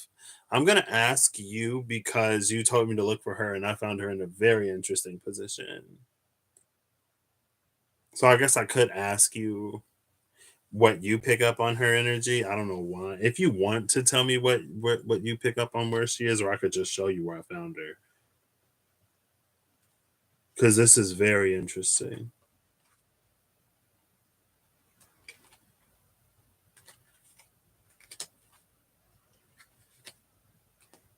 Okay. I like when these cards humble me. Not humble me. I feel like this speaks to journeys and pathways. See, but that's the thing about, I want to say, an intelligent universe, or an intelligent, that's the thing about an intelligent universe. The thing about the divine that knows you. Because I just said hiding from a major decision. I mean, she could be doing that still. What's on the other side? Are you serious? Well,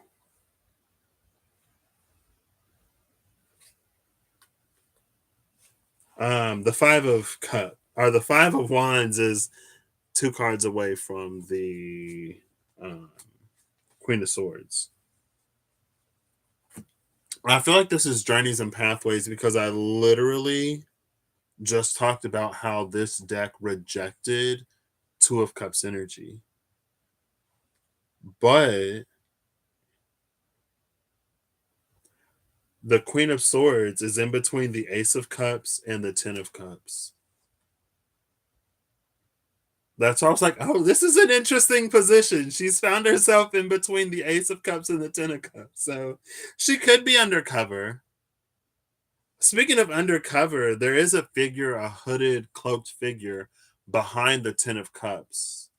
See that? Yeah, this is a part of it.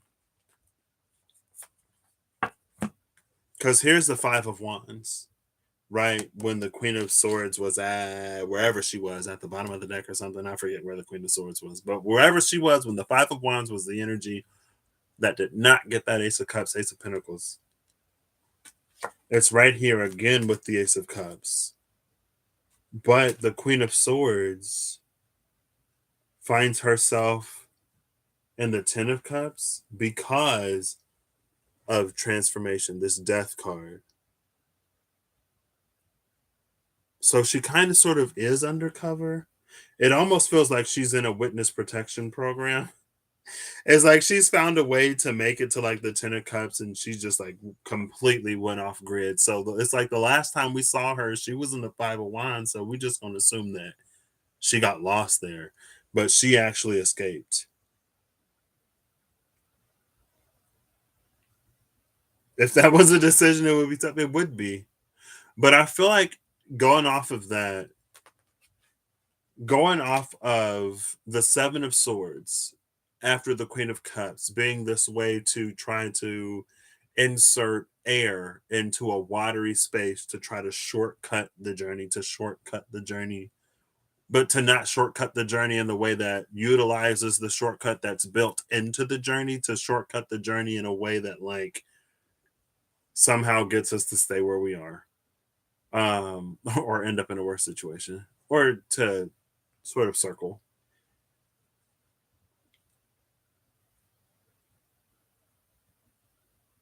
I spoke too much. I lost it.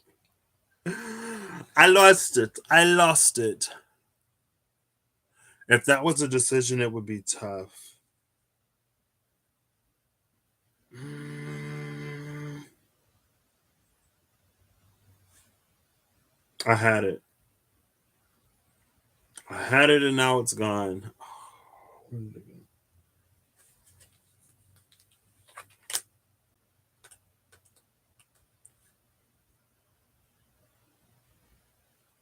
I don't know what it was.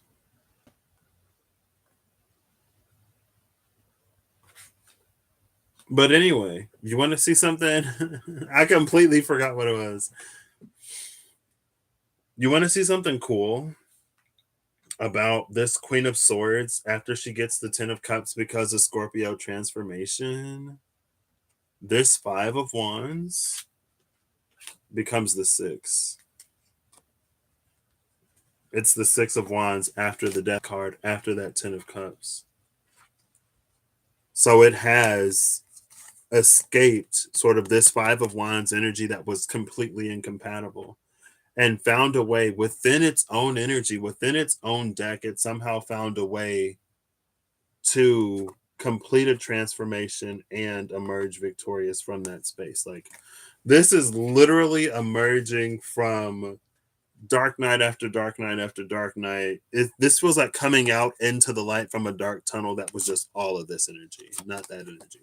That was just all of this energy, not that energy. That was all of this energy and no longer being there. It's again, it's like it's no longer in competition.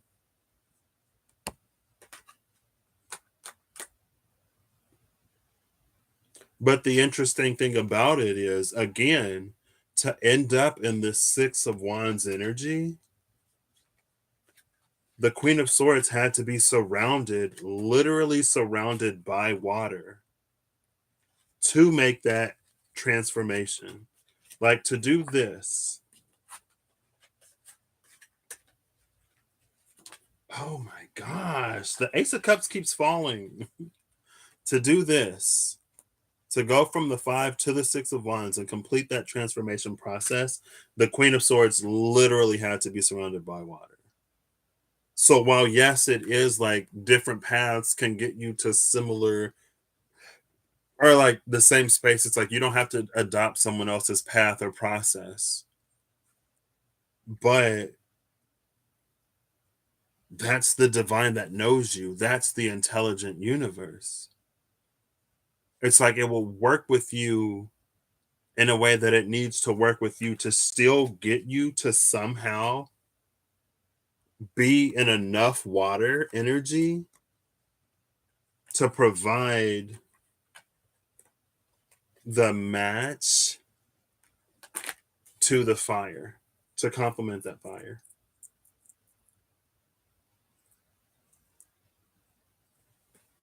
It still has to go through the element of water to make this transition, but it goes through the element of water in a different way to the other deck.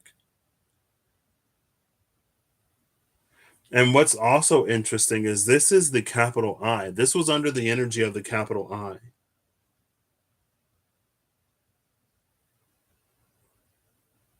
The EYE is the side that came out with the Two of Cups. So if this is capital I, it's like, but again, it makes sense because it feels like this energy rests with us, or it rests within us. Um, it's like we're not in a position to evoke that universal witness that lies within and to have it speak on our behalf.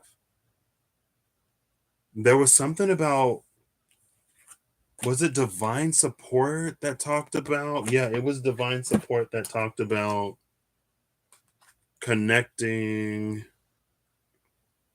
Drawing on divine support facilitates a greater connection to your divine voice, which can be a source of inspiration and great wisdom in times of uncertainty or challenge.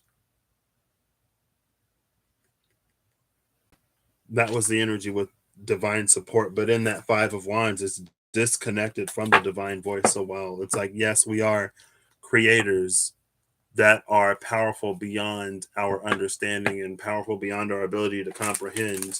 If you're not connected to that divine voice, you're not connected to the source of your power that makes you that creator. And it's like a word spoken with no authority holds no weight, holds no power. It's like when you're trying to talk, but it's like you're moving your mouth, nothing comes out. The voice box, the cords are disconnected. It's not connected to whatever it needs to be connected to. I don't know.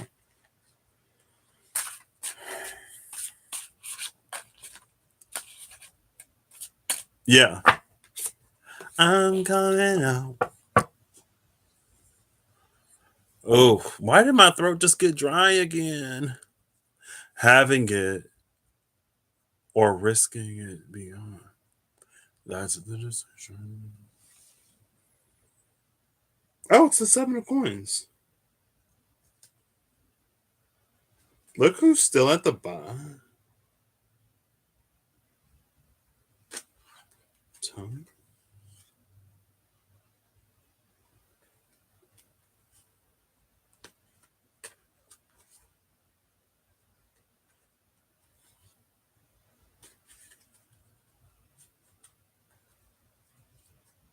So the Seven of Coins. Seven coins or seven swords. This energy came out when I did my self read.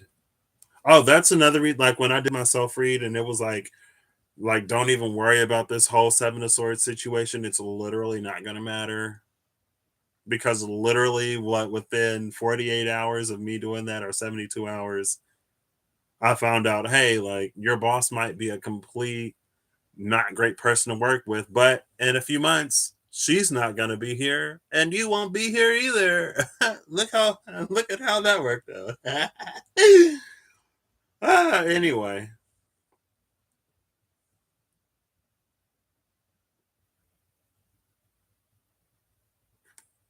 I meant to just pick the Seven of Swords, the Seven of Pentacles. I accidentally picked the first two cards and it ended up being the Seven of Swords.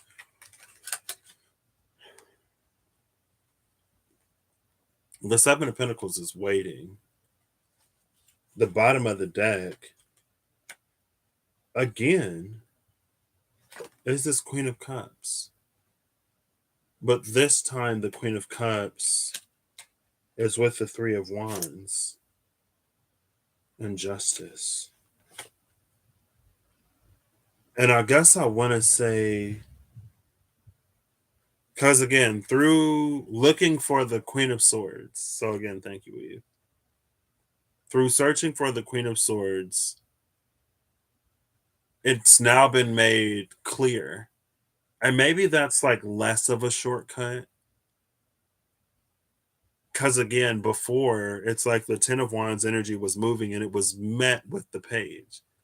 And it feels like the Page giving the Ten of Wands energy that Ace of Pentacles. It's like it caused this Wheel of Fortune to happen in a way where it's like many things are understood almost all at once type of energy. So you don't have to go through each individual, whatever, because you've already sort of put in the work in that one, whatever. But the Seven of Coins is understanding what it takes to nurture and care for. Well, I don't know if it's understanding, because the Queen of Pentacles would be more understanding, but it is nurturing, caring, cultivating something. This is giving an energy. Oh, that's why the Seven of Swords is here. Because the Seven of Swords is like, if we would have been in the energy that we were in before, that was the Five of Wands, it would have been what? Queen of Cups, Queen of Wands, Page of Wands, Knight of Swords, King of Swords. It's like the Queen of Cups wouldn't have had whatever she needed. I don't know. But since we now understand things, it feels like this is the top. And it's interesting again that we end up in the suit of fire. Queen of Wands, Queen of Cups, Three of Wands, and then Justice comes in to balance out, because again, we understand the water for fire or whatever. Justice comes in saying like, oh, congratulations, you have now reached the point where you receive whatever was inside of that Ace of Cups, and it comes to you. Whereas that Four of Cups was like, but I've already done so much and I don't have it. So, I don't mean to say it like that because I don't want to, whatever. But here's Justice. And then look, the Ten of Pentacles. The gates literally open to that world. Maybe even worlds beyond that. It's like, so even if it's like if you miss the shortcut or whatever, like the energy of Justice, again, balancing the scales, it comes out to me because it feels like the Queen of Cups, in the Seven of Pentacles perspective, this Queen of Cups now understands something that she didn't understand before when it was more of that Seven of Swords. And again, for some reason, Swords energy is coming out as kind of manipulative, where it's like it feels like it's trying to use almost Sagittarian, but not necessarily. Like shadow side, well, not really a shadow of Sagittarius. This is just a trait and a feature of Sagittarian energy to seek understanding. It's very like ninth house being about like higher education and Sagittarius being about like, philosophy and things of that nature. It just seeks to understand. It's the expansive nature of Jupiter. But with that Swords energy, it's like seeking to use that information to manipulate a certain outcome. But it's a very sort of, with all of this Pentacles, Ace of Pentacles, Seven of Pentacles energy, it's like it's that which is natural cannot be so easily manipulated. To actually manipulate the physical in that way would require an understanding and it would require an understanding. Oh, this is perfect. It would require an understanding that is way beyond the Seven of Swords. It's an understanding that's beyond the Queen of Swords. It's an understanding that's beyond the King of Swords. When the Magician and the High Priestess came together to get to the Tree of Life, that's what it would require. It would require a Magician High Priestess understanding to know how the entire Tree of Life Kabbalah works in a way to get an energy to go through all of the sort of different things it needs to go through, to flow through everything it needs to flow through before it precipitates into Malkuth from Yesod. Like that's the level of understanding we would need to actually do that. So that's why a Swords energy isn't really going to help us at all. Not when it comes to something of this nature or of this magnitude. It's not something that can be taught. Which is again why it feels like modern alchemy, whatever modern alchemy is, falls short.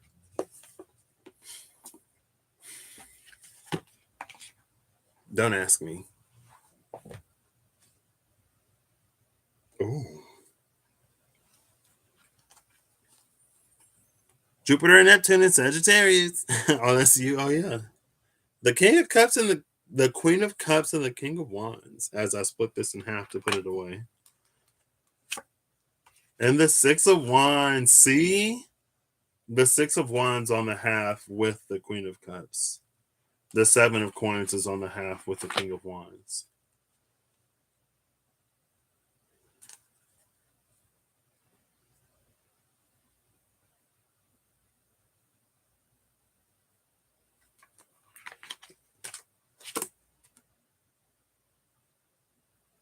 Interesting.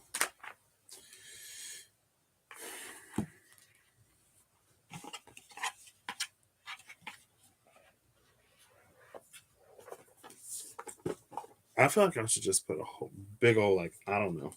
on- Like it feels like it makes it feels like it makes sense, but I don't understand it. If that makes sense. It's like it makes sense. I can see the flow in it, but I don't. I mean, it's not surprising that I wouldn't know. The mighty Patrick is not so mighty that he knows all. But it's like in my brain, it's like it makes so much sense. But what does this do? Like, what happens? What's the result of understanding how fire can be represented through the elements of fire, air, water, and earth, and how what's the like how one element can be represented as them all, how all elements could be represented as another element, and what that does. Oh, because that energy came out under the shortcut. We're shortcutting the high priestess magician union that gives us enough of an understanding of the tree of life to begin to do whatever. When we take that shortcut, because we understand the elements as the other elements, or as a reflection of, or how each element can embody whatever. It's like that, as we complete all of that, again, how it came out with the energy of it gives us an understanding of ether or spirit in a way, because we can see one element as all elements. That's what shortcuts us into the ability to question mark, question mark, question mark, potentially affect our reality and experience in greater ways. But again, it's like as we're in that Ten of Swords energy, as we're moving, we're met by the divine. And maybe that's the energy of like as we rework the base or the root, or as we improve our revivify the base root, the energy below the base in that universal witness in the eye, it's like the divine meets the eye, and it helps us find that voice without having to go through the longer process of going all the way up each step in that Eight of Cups, going through all of this drown, like the Queen of Swords literally drowning in water and then being reborn. um that is a magical AF combo, which is like, oh, so yeah, so this, it is a shortcut, but it's not really a shortcut, because the whole process is to understand one element as another. It was just that the Five of Wands didn't give what was needed. It's like it gave what was asked for technically, because it heard fire and determination, and it gave fire with the Five of Wands. But the correct response to that fire was actually water, which again initiates us into the path, or onto the path, or into the journey of understanding one element as another. And as we work through the fire, water, or the fire, it's like it's an innate. We're born with it. The 3D can give us fire for fire. But then we go the fire for water, and the fire for earth, and the fire for air. And again, it's like it feels so experiential almost in a way, that again, with that Ten of Wands energy, it's like we're sort of mastering things or learning things, not even fully recognizing what we're learning as we're doing it. Because in the Ten of Wands, the head was down. It didn't realize that it was already within the realm of whatever it was seeking. And then every single card after that was like in that world. It's like it's already there. That's why it's like, I don't know. But again, it's like we'll get so heavy into like swords energy, like trying to understand this and understand that, and trying to use that understanding to manipulate an outcome. And it's like that's not how it works. Unless you're already high priestess magician, then it's like, yeah. But again, with the tree of life, nothing in the tree of life is disconnected from anything else. It's like the energy flows through everyone. So again, it's like you're not going to find a one for one that'll give you everything.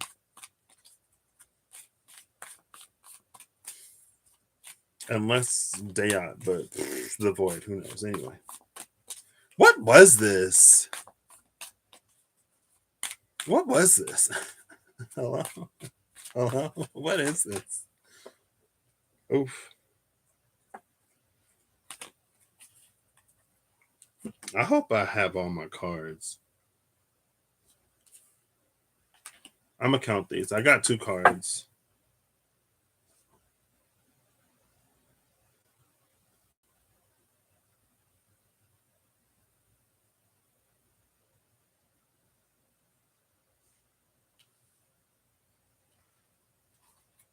One, 2, 3, 4, 5, 6, 7, 8, 9, 10, 11, 12, 13, 14, 15, 16, 17, 18, 19, 20. 1, 2, 3, 4, 5, 6, 7, 8, 9, 30. 1, 2, 3, 4, 5, 6, 7, 8, 9, 40. 1, 2, 3, 4, 5, 6, 7, 8, 9, 50. 1, 2, 3, 4, 5, 6, 7, 8, 9, 60. 1, 2, 3, 4, 5, 6, 7, 8, 9, 70. 1, 2, 3, 4, 5, 6, 7, 8. I got all the cards. So the card that caused the other card to just completely fall out. Interestingly enough, speaking of that shortcut energy, right? Speaking of the shortcut, I didn't have to have Eve tell me to go and look for a card to find the transformation. The transformation made itself known.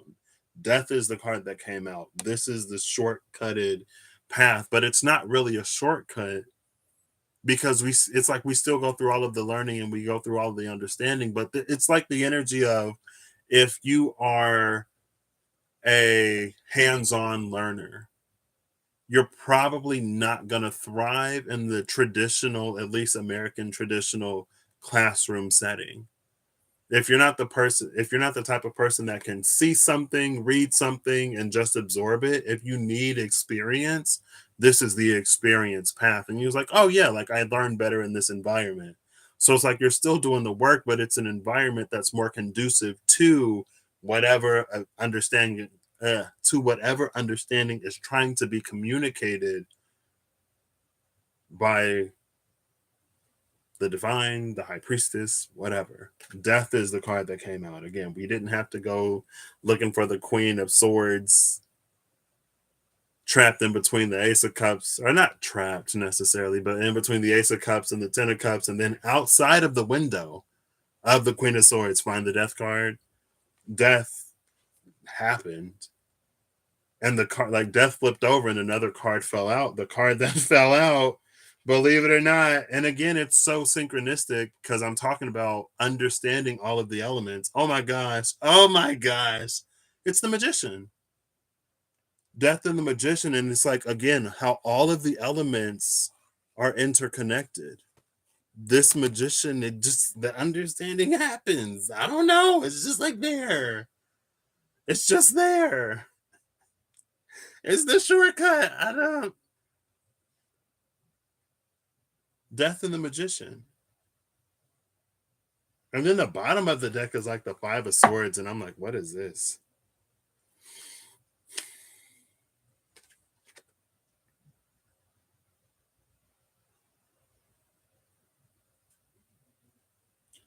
Okay.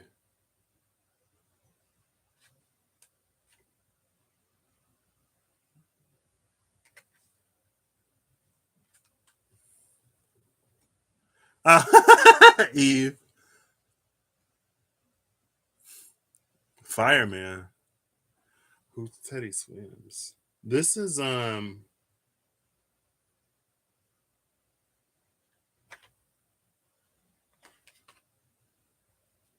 so the 5 of Swords at the bottom of the deck was like, what is this? Under the 5 of Swords is it's a gal that we've seen quite a few times. which is interesting. Oh, I get it.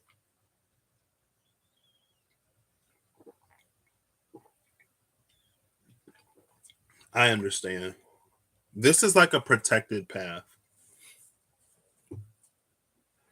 And it feels like the path itself isn't necessarily protected. Again, it's something about the either the learning that takes place on this trajectory or the way that the learning happens on this trajectory. Because under the Five of Swords is the Queen of Cups. And under the Queen of Cups is the Seven of Swords.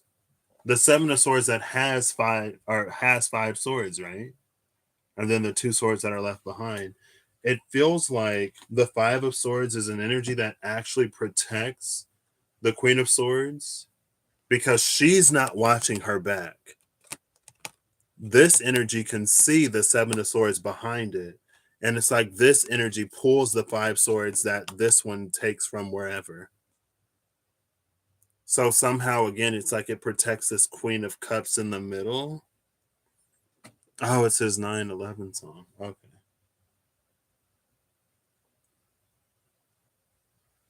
And that's why it's almost like it feels like a protected path. But again, the Seven of Swords was the energy that was trying to shortcut that Queen of Cups, Queen of Pentacles, Eight of Pentacles. No, Eight of Cups. Queen of Cups, Queen of Pentacles, Eight of Cups, Eight of Wands energy.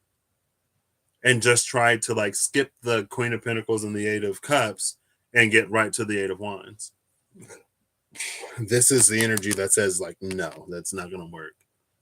And maybe it's just because that knowledge or that knowing it's not applicable to the situation, because again in this transformation, in this knowing how all of the elements sort of work with and correspond to each other, or how one can appear in a different way, I guess in some ways, because like it's like if you can understand fire as fire, fire as earth, fire as air, fire as water, with the magician it's like you have the power to speak a word going to own sort of I don't want to say a pseudo divine language, but it's like if you could speak to fire and know the language to call it water, you are now the alchemist that changed fire into water, that changed fire into earth, that changed one thing into something else. But it's like you have to know what to call it. And again, it takes me back to when I was thinking about it within the space of this reading, it takes me back to alchemy not being about changing one thing into another. It's about alchemy being a process that makes something its purest form. And then from its purest state, it interacts with something else. And those two energies in their purified forms and states like create something else. So it's like eventually it's like one thing becomes another, but it's like that's a result of the process. That's not the process, or something like that. It's that energy. Excuse me, I don't know how it reads exactly, or I don't know the exact way to put it. But it came back to that energy, or it came to my mind.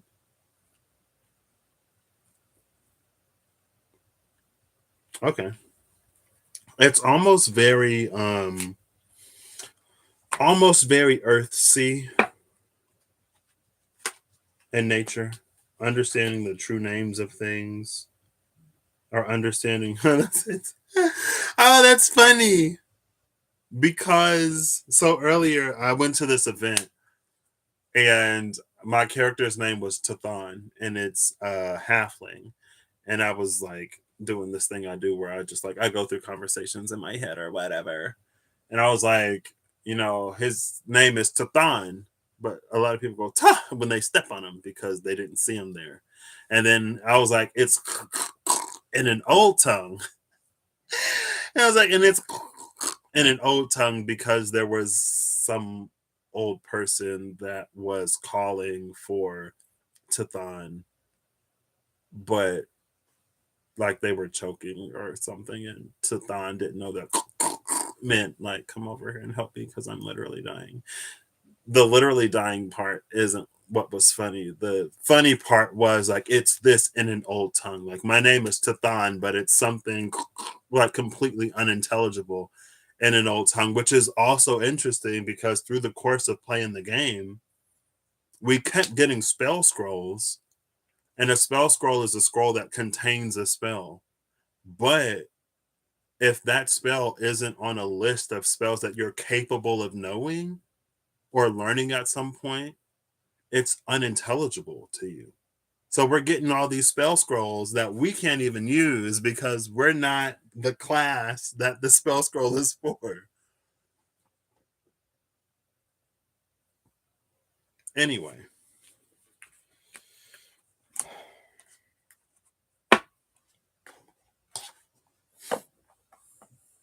Alchemy Rosetta Stone. I know nothing about alchemy.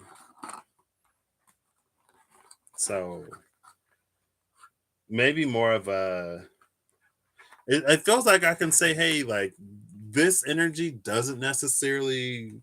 I don't want to say it doesn't feel like alchemy because I don't know what alchemy is, but it's like from my energetic standpoint, this feels like what we've come to modernly understand alchemy as, are the things that we associate with alchemy. But when it comes to the energy of what alchemy is, it feels like it may not necessarily like this and that are not. It's not a one for one correlation. I'm not going to say they're completely unrelated because, again, I don't know anything. I don't know anything about a lot of stuff. But sometimes it's like, if the vibe feels different, then it's like, yeah, it's like it's different. Maybe similar, maybe adjacent, but a little off. You know what I mean? I don't know. Okay. Oh, that's a whole bunch of cards. Oof, not taking all of these. Not today. My throat has never been this dry after a reading. And I'm drinking all this water and it's still dry. Do I gotta eat dirt for my dry throat to. It reminds me of like a dry wine when I'm like, I'm drinking a liquid, but my throat feels drier. Like, how does that happen? It's a liquid, it's wet. Oh.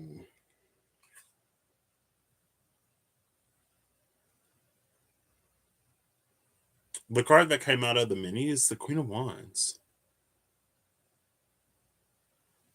And it's interesting because the Queen of Wands was behind the Queen of Cups. But the Queen of Wands wasn't behind the Queen of Cups when we saw her in the bigger version of this deck. Now the Queen of Wands is here with the Eight of Pentacles and the High Priestess and the Ten of Pentacles with the Ten of Wands and the Queen of Cups with the Queen of Pentacles. Oh my gosh, they're still together. So here's the Queen of Cups and the Queen of Pentacles together still. There's the Queen of Wands. So every queen except for the Queen of Swords. Eight of Pentacles, High Priestess.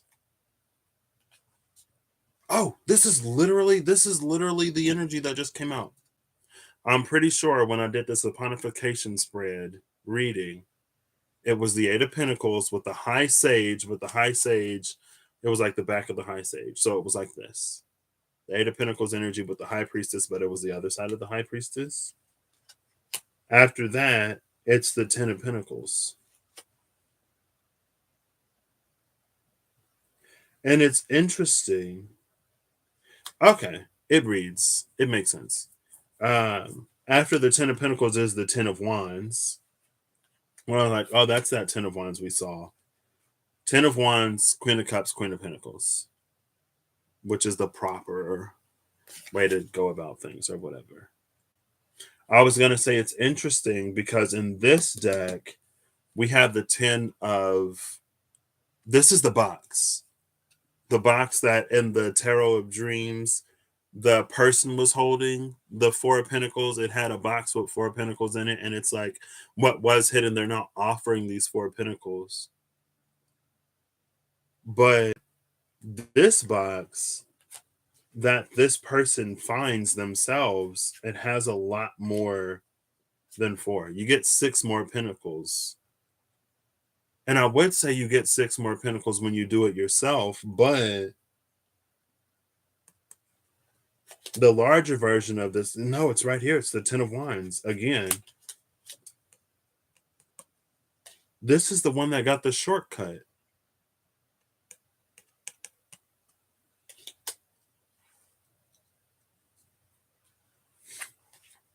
Maybe it's not extremely completely linked to that degree.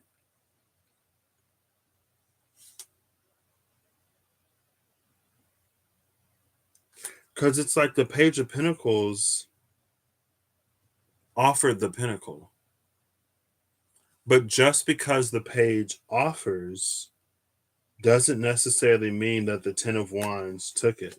Because for the 10 of Wands to see the Page of Pentacles offering the pinnacle, it's like it had to lift its head. So there was some point between the 10 of Wands and the Page of Pentacles, or some point as the page as the 10 is reaching the page, where it has to look up to see it and to not walk right by the Page of Pentacles and to not take that opportunity. But again, it makes sense for this way of experiencing elemental transmutation, that this would be the energy with the knowledge and understanding of the High Priestess, learned in some very practical way. Then it's like, yeah, you can just like, you can create 10 pentacles, like no problem. I don't know. It's like you can create 10 pentacles. It's not that hard after you know how to do it.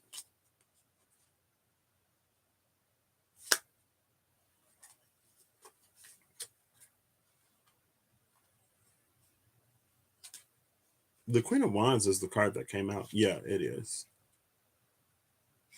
And the Queen of Wands, I've seen in some decks, at least in a lot of decks, she is sort of the Queen of Magic. But the magic of the Queen of Wands, it makes me think of the vice versa tarot. It's a magic that uses or taps into the life force of like the earth around it, or maybe just universal life force in general. I mean, coming off of the divine support, it's a magic that comes from life force, that comes from the fire of the soul. So yeah, it's the universal witness, it's the capital I, it's the divine voice that is mentioned in divine support speaking. And that's why the Queen of Fire is able to just manifest a box full of pentacles.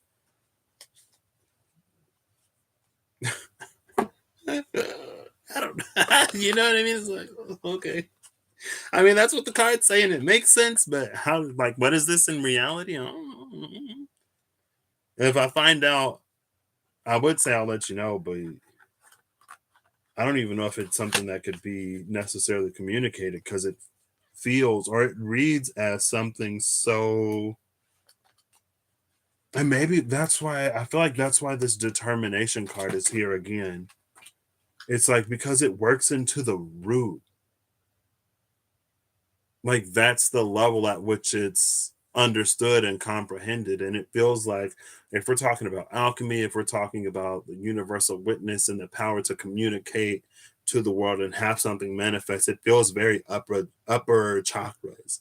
Feels very like crown, third eye, stuff like that. But this is at the root, which might be another reason why that Five of Wands path doesn't really necessarily work out, because it remains something that is so far from being grounded within us. I don't know. Oof. Now my forehead is starting to get a little piercing tingle right here.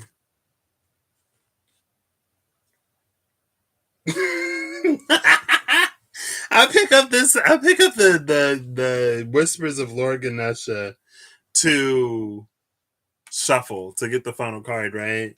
And the light is at the bottom, and I'm like looking at little Lord Ganesha just like laughing and smiling. I'm like, okay. I ain't gonna say I got it, but I feel like he like, you got it, bruh. That's what I was trying to say. Let's see if you can do it.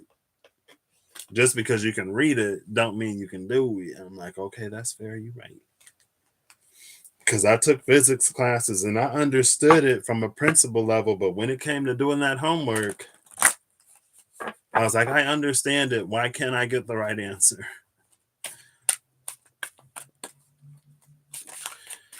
Whoo. My throat it's getting better now that I'm not talking about that anymore. Just dried all the little water up out my throat. You see how the air became water? That's the air being, as I speak more and more, it just, all of the little moisture back there just leaves. Okay. The card that came out is Courage, number 50.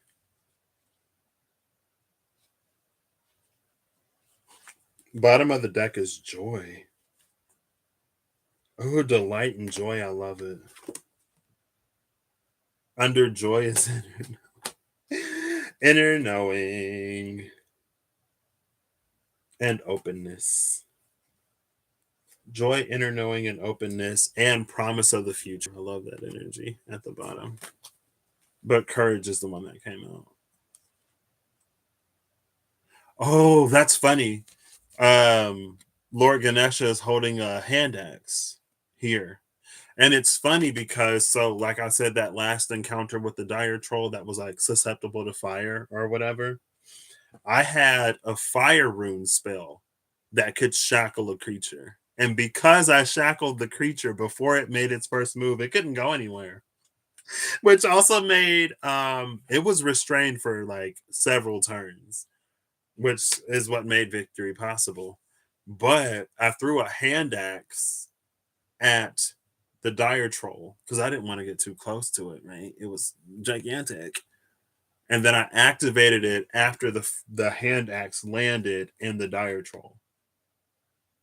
So it was like the hand axe connected to the fire rune is what immobilized the thing and made victory a lot more possible. Because that encounter, it was designed to wipe us out. But somehow we dealt with it relatively easily. Didn't take that long. To everyone's surprise. There were a few times I was like, oh my gosh, we're gonna die. And we didn't die. I was like, oh snap, wait. I mean, we kind of did die, but then the person that had that mass healing spell brought us back up. And after we went down and then we came back up, we're like, okay, this dude crazy, got a 10-foot reach. So you gotta stand back a little further than you usually would to be safe. Anyway, it's funny that the hand axe is here because I was throwing hand axes. I don't think I missed that many attacks, which is surprising because usually my luck is garbage.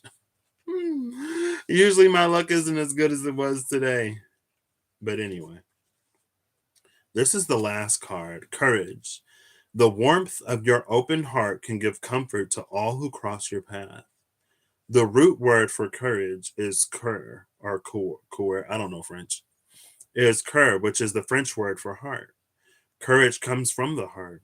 It is an inner strength guided by love, which seeks truth and justice. When you have the courage to be true to yourself, just like that tower, you start to feel empowered to act and live in ways true to your own soul without any illusion. Ganesha is urging you to let down your guard and stop wearing a mask. Begin to have more respect for yourself as well as for others. Beware of making harsh judgments about yourself and others. When you come from the heart, you will find that you relate better to others. Your innate gifts will be able to shine through. You are capable of leadership, achievement, and inspiring others to succeed through your own success. When you draw this card, it is a sign that your ability to cooperate and thrive in pure ventures with like minded individuals is heightened. Be willing to do what is needed for things to run smoothly for you. Ganesha promises great success if you are willing to let down your walls.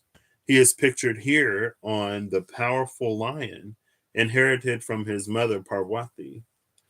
The lion represents the fierce nature of Ganesha.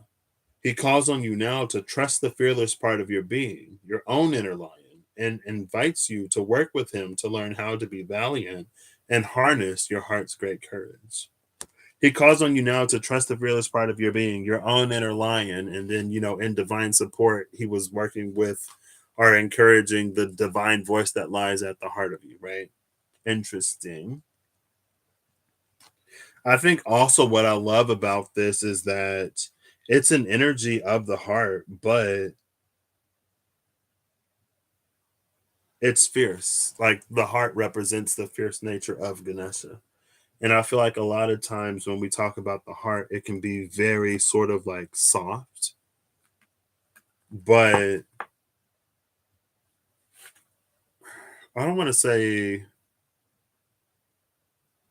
I think this is another reason why it's important that we learn an element as something else. Because if we say that water is love, for example, right, and it's easy to see fire as the opposite of water, but if we learn that fire can also be water, and that air can be water, and that earth can be water, it's like now love can manifest as many things outside of what we sort of like stereotypically see it as like very soft, very compassionate, very almost pacifistic in a way, not to be extreme in any way, but it's like I feel like when we are the one acting from a space of love in a way that is like protective or whatever, it's easier for it to be seen as what it is within self.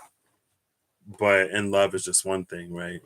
Many things can manifest as something different, and if it manifests as something different, it's easy to see it as something that it's not. When in reality, it still is what it is. It's just coming forward in a different way. So sometimes love is harsh, and sometimes love will punch you in the face. Love should not punch you in the face. I am not condoning violent, abusive, toxic relationships. I am not going to be the person that's like, yeah, they love you. That's why they're treating you like absolute trash. That's not what I mean. That is not what I mean when I say that sometimes love will punch you in the face. That is very, very, very, very not what I mean. I just think that maybe it's to be a little bit broader because it also said that it's to do what needs to be done to move forward smoothly as well. That's it. So goodness. There's a difference between reading on YouTube and being a YouTuber who reads tarot. Ooh, I'm just a dude. Requires a certain set of skills. All right, well, that's what I got for y'all. Excuse me. This was 2 hours and nearly 40 minutes of awesomeness, I guess, that's leaving my throat. Extra, my lips are dry, my throat is dry.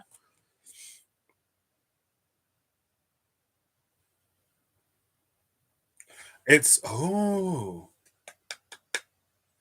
because I opened this by saying, and it's interesting that I guess I mentioned that when the fiery energy of determination, and when that Five of Wands came out, because I was like, Cert came from fire, and there was something about Cert fire that actually put the divine in a position where it could intervene and interact. But the divine intervenes and interacts through us, which is why this was all about awakening, empowering, and connecting to the voice of the divine within, which is why it was all about the journey and the learning that we're going through that gives us the ability to shape and impact the world around us in a way. And it feels very like the shortcut feels very like when, I guess, potential trigger warning, when the pandemic first started happening, and it was like medical students towards a like medical students at a certain point within their education could like work, and it was like the situation is dire enough, you're needed now. I don't know, I don't know the details, so I don't know if it was like, you've already completed your education and now you're in the I know there were rotations at pharmacy, the apprenticeship part of it, or it's like, if you're a certain, I don't know where that line was or who could practice and who couldn't, but it was like before, and again, that was the shortcut. It's like, you're not going to have to complete this entire process because we need you now. And again, it's like when the voice of the divine comes online, it can intervene because we intervene, because it operates through us, and that's the power of our choice. That's the power of an empowered choice that is connected to the voice of the divine. And a lot of times it's very Stranger Things season 2. So if you haven't seen season 2 of Stranger Things, potential spoiler, skip ahead a minute.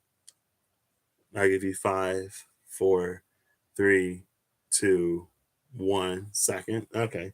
So when character A tells character B, all you have to do is face the shadow and tell the shadow you're not afraid of it, and it'll go away. It happened for me.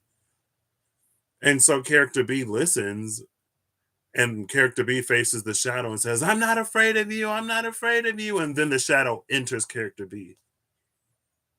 And it's like just saying the words, just going through the motion isn't enough. If you're not connected to the source of that power, your word means nothing. And it's still going to do whatever it's going to do, which is why, again, it's like about connecting to the source of that power, awakening that power, finding the internal voice of the divine, connecting all the chords and whatever, so that when you speak, your words hold weight and your words can move things. And it's all in like, well, we need this now. So congratulations. Time to get to work. You'll learn on the job. You'll be fine. Somebody will be there to teach you, to tell you. As long as you keep doing that intuitive thing that you've been doing, and as long as you keep moving, because we've been seeing you do the work with that 10 of wands you've been in, and you keep moving instead of sitting on the stoop like the 4 of cups on the other side. No shade against the 4 of cups on the other side, but we can't put the 4 of cups on the other side in this space, in this situation, and we can't put on them the things that we're putting on you, as you've been in the 10 of wands and you've continued to move. So, you don't want to overload. You don't want to cause somebody to crack and break if they're already sort of like going through it. You know what I mean? You don't want to put too much on their plate, is a better way to put it, without hopefully sounding less judgmental. But honestly, at the end of the day, it is what it is.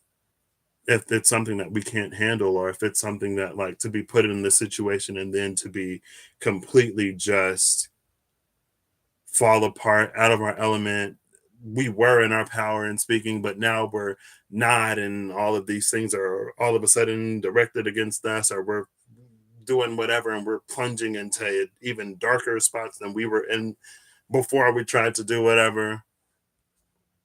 It's like, that's why it's a certain amount of readiness, and we can always use our choice to call things, just like character B did in that show, before we're necessarily in that space. But if that's something that we do, then we have to deal with the consequences of our choices. So that's why sometimes, it, just like all of the swords energy that was trying to shortcut a bunch of stuff, that's why sometimes if the high priestess says sit down, slow down,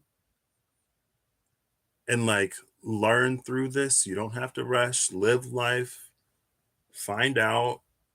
It's like not pressing and prying and pressing and prying. Because if you get the call, if you get the magic word to say before you're connected to the source that gives that word power, it's maybe not going to work for you. I don't know where all this is coming from at the end. You can't handle the truth. um But yeah, maybe that's the shortcutty energy in a way too. I don't know. What do I know? Well, what do I know? But I did have that thought where it's like, well, maybe the divine would have to work through us. But that's what I got. I guess that's what I received for you. Because a lot of that, this is one of those spaces when I was like, yeah, okay. A lot of that did not come from things that like I was already sort of processing through and working through and like within the sphere of what seems like a knowledge that I've gained access acquired at least in some peripheral fashion. That was very much like apparently this is a thing that's happening. So buckle up. But at the end of the day, I feel like more than anything, because again, the other deck, it ended up reaching that space and it ended up reaching that point. It's okay and it's fine for us to be where we are, you know? But it feels like it's also about us understanding where we are. There are things that I can do now that I wouldn't ask for myself to do when I was not who I am. Because the me I was before could barely handle and go through the things I was already going through, which is the reason why I would hit dark nights and weeks to a month long depression whenever I would encounter certain spaces. Spaces that, now the old fear did arise when I approached this space. I was like, oh my gosh. But it was also like, you're not who you were. Literally, your physical experience is literally different at the most base level because you can see now. You can see things that you could not see. So your limitations, it's like while your fear is justified because this was your experience for so long, they literally don't apply anymore. And I was like, okay, I guess I'm gonna do this. Guess I'm not gonna run away. And I'm glad I did. I toughed it out to have other issues. I didn't run away so I could face other things. And it's like I could have saved myself the headache and not dealt with this either. But I lived a little bit more life, and like I said, in a few months, none of this is gonna matter because the wheel is spinning and turning and moving, and what will happen, and something much more beautiful awaits. So, you're welcome. You as well. Oh, you as well. Well, yeah, enjoy your birthday too, Holly, when it happens. Thank you. I hope you all have a good whatever whenever you see this. I hope you're acting in alignment to make all that you wish to experience your reality. And I hope that beyond anything, because I think, well, maybe not, but I guess I'll say it. I think sometimes when we come upon things that are fantastical in nature again with the energy of character B, it's like we want to be in that spot, we want to be in that position. And so we do whatever, and then we're shook when the world literally starts to fall apart. And it's like, if you're not connected to the power of your voice, this is literally the last thing that you should do. Right now, character B, you should run. In the end, things kind of sort of eventually worked out in a way. But then it's like, did it really? Because season 3 happened and it came back. And the people who aren't here aren't coming back. So, anyway, it's okay to be where you are. Okay. You know what I mean? If that makes any sense, it makes sense. Um, yeah, it's partially like, allowing yourself to be where you are, but also at the same time, if you desire more, if you seek more, if you wish for more, to continue developing at a pace that is for you. You're on your pace. You're on your time. No one else's.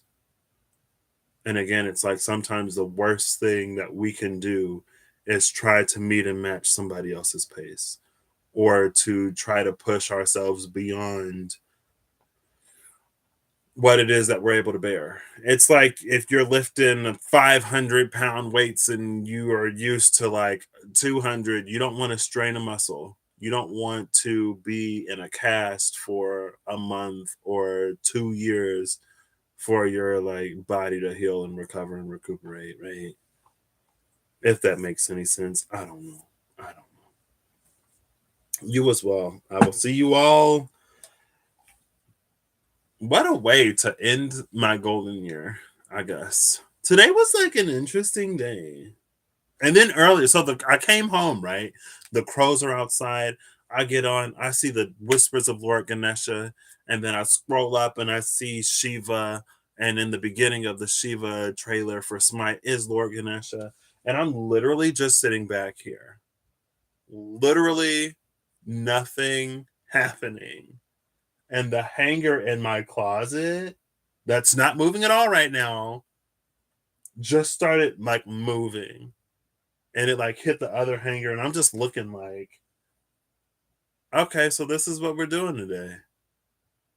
The hang My windows are closed. It is not that much air. If it was that much air, the hanger would still be moving. It just decided to start swinging. I'm like, okay.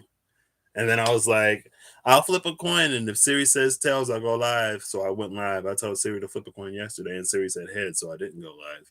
And I almost went live on the other channel, but then I was like, oof, today is not the day. And I was tired. So anyway. Anyway, that deck was like $85. But I will put it on my wish list. um Excuse me. But yeah, I really, really, really do wish and hope the best for you and the best for everybody. And I think I was just thinking about how fortunate I guess I am to, within the past year or two, um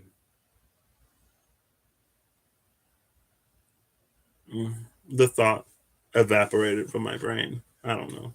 All right. Bye.